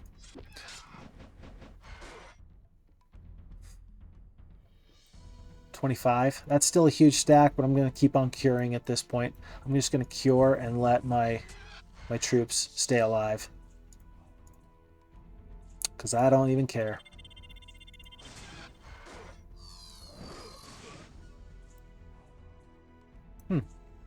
You can't dispel me, but you can curse me. I actually like that. That was pretty clever of him.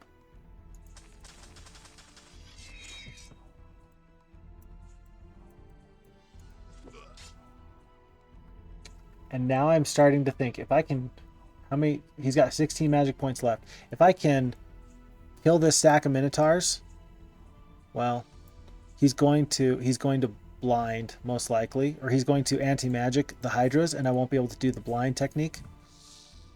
Most likely anyway.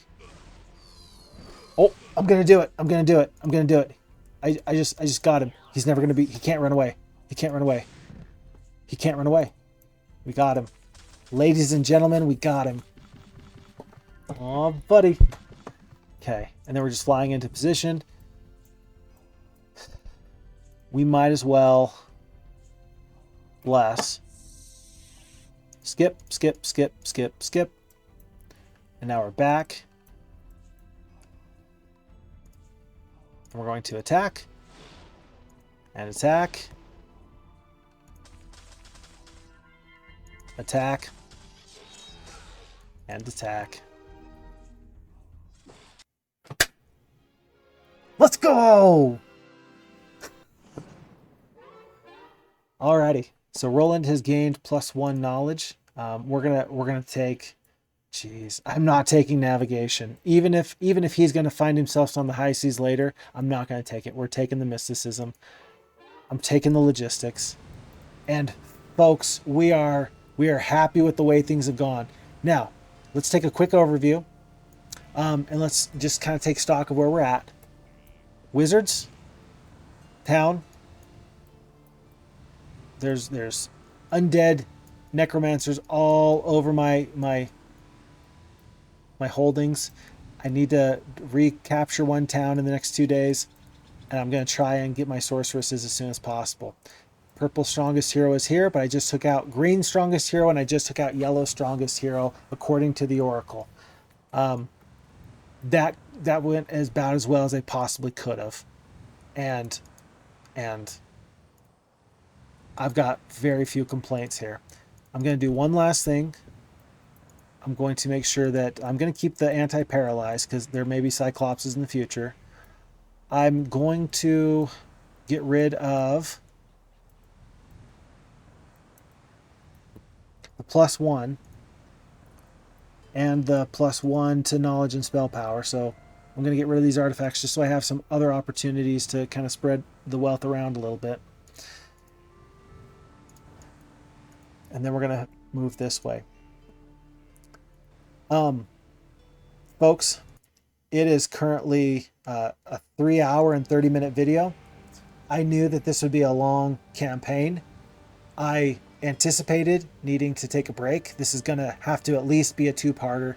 I hope it's not any more than that. But just to keep these things at a reasonable size, it's important to me to just stop now. I'm excited for where we're at. I'm excited for, I never thought I would be excited having lost 2 of my towns at this point, but I've fought some heavy fights, strategic fights. I did have to restart at the very, very beginning when I lost Roland to some ghosts in a shipwreck. And then I did have to get the autosave once because of a poor decision on my part as well. But on a campaign like this, on hard difficulty, I gotta tell you, I'm having a blast here. I love the challenge. But rather than restart, I do want to make sure that I am wise with my time as well here. So again, I apologize for the long video. This is officially part 1 of the Roland campaign, scenario 10. We will pick up with scenario 10 of the Roland campaign, part 2 next time. Folks, this is FixFox. I appreciate you sticking with me. Get on out of here.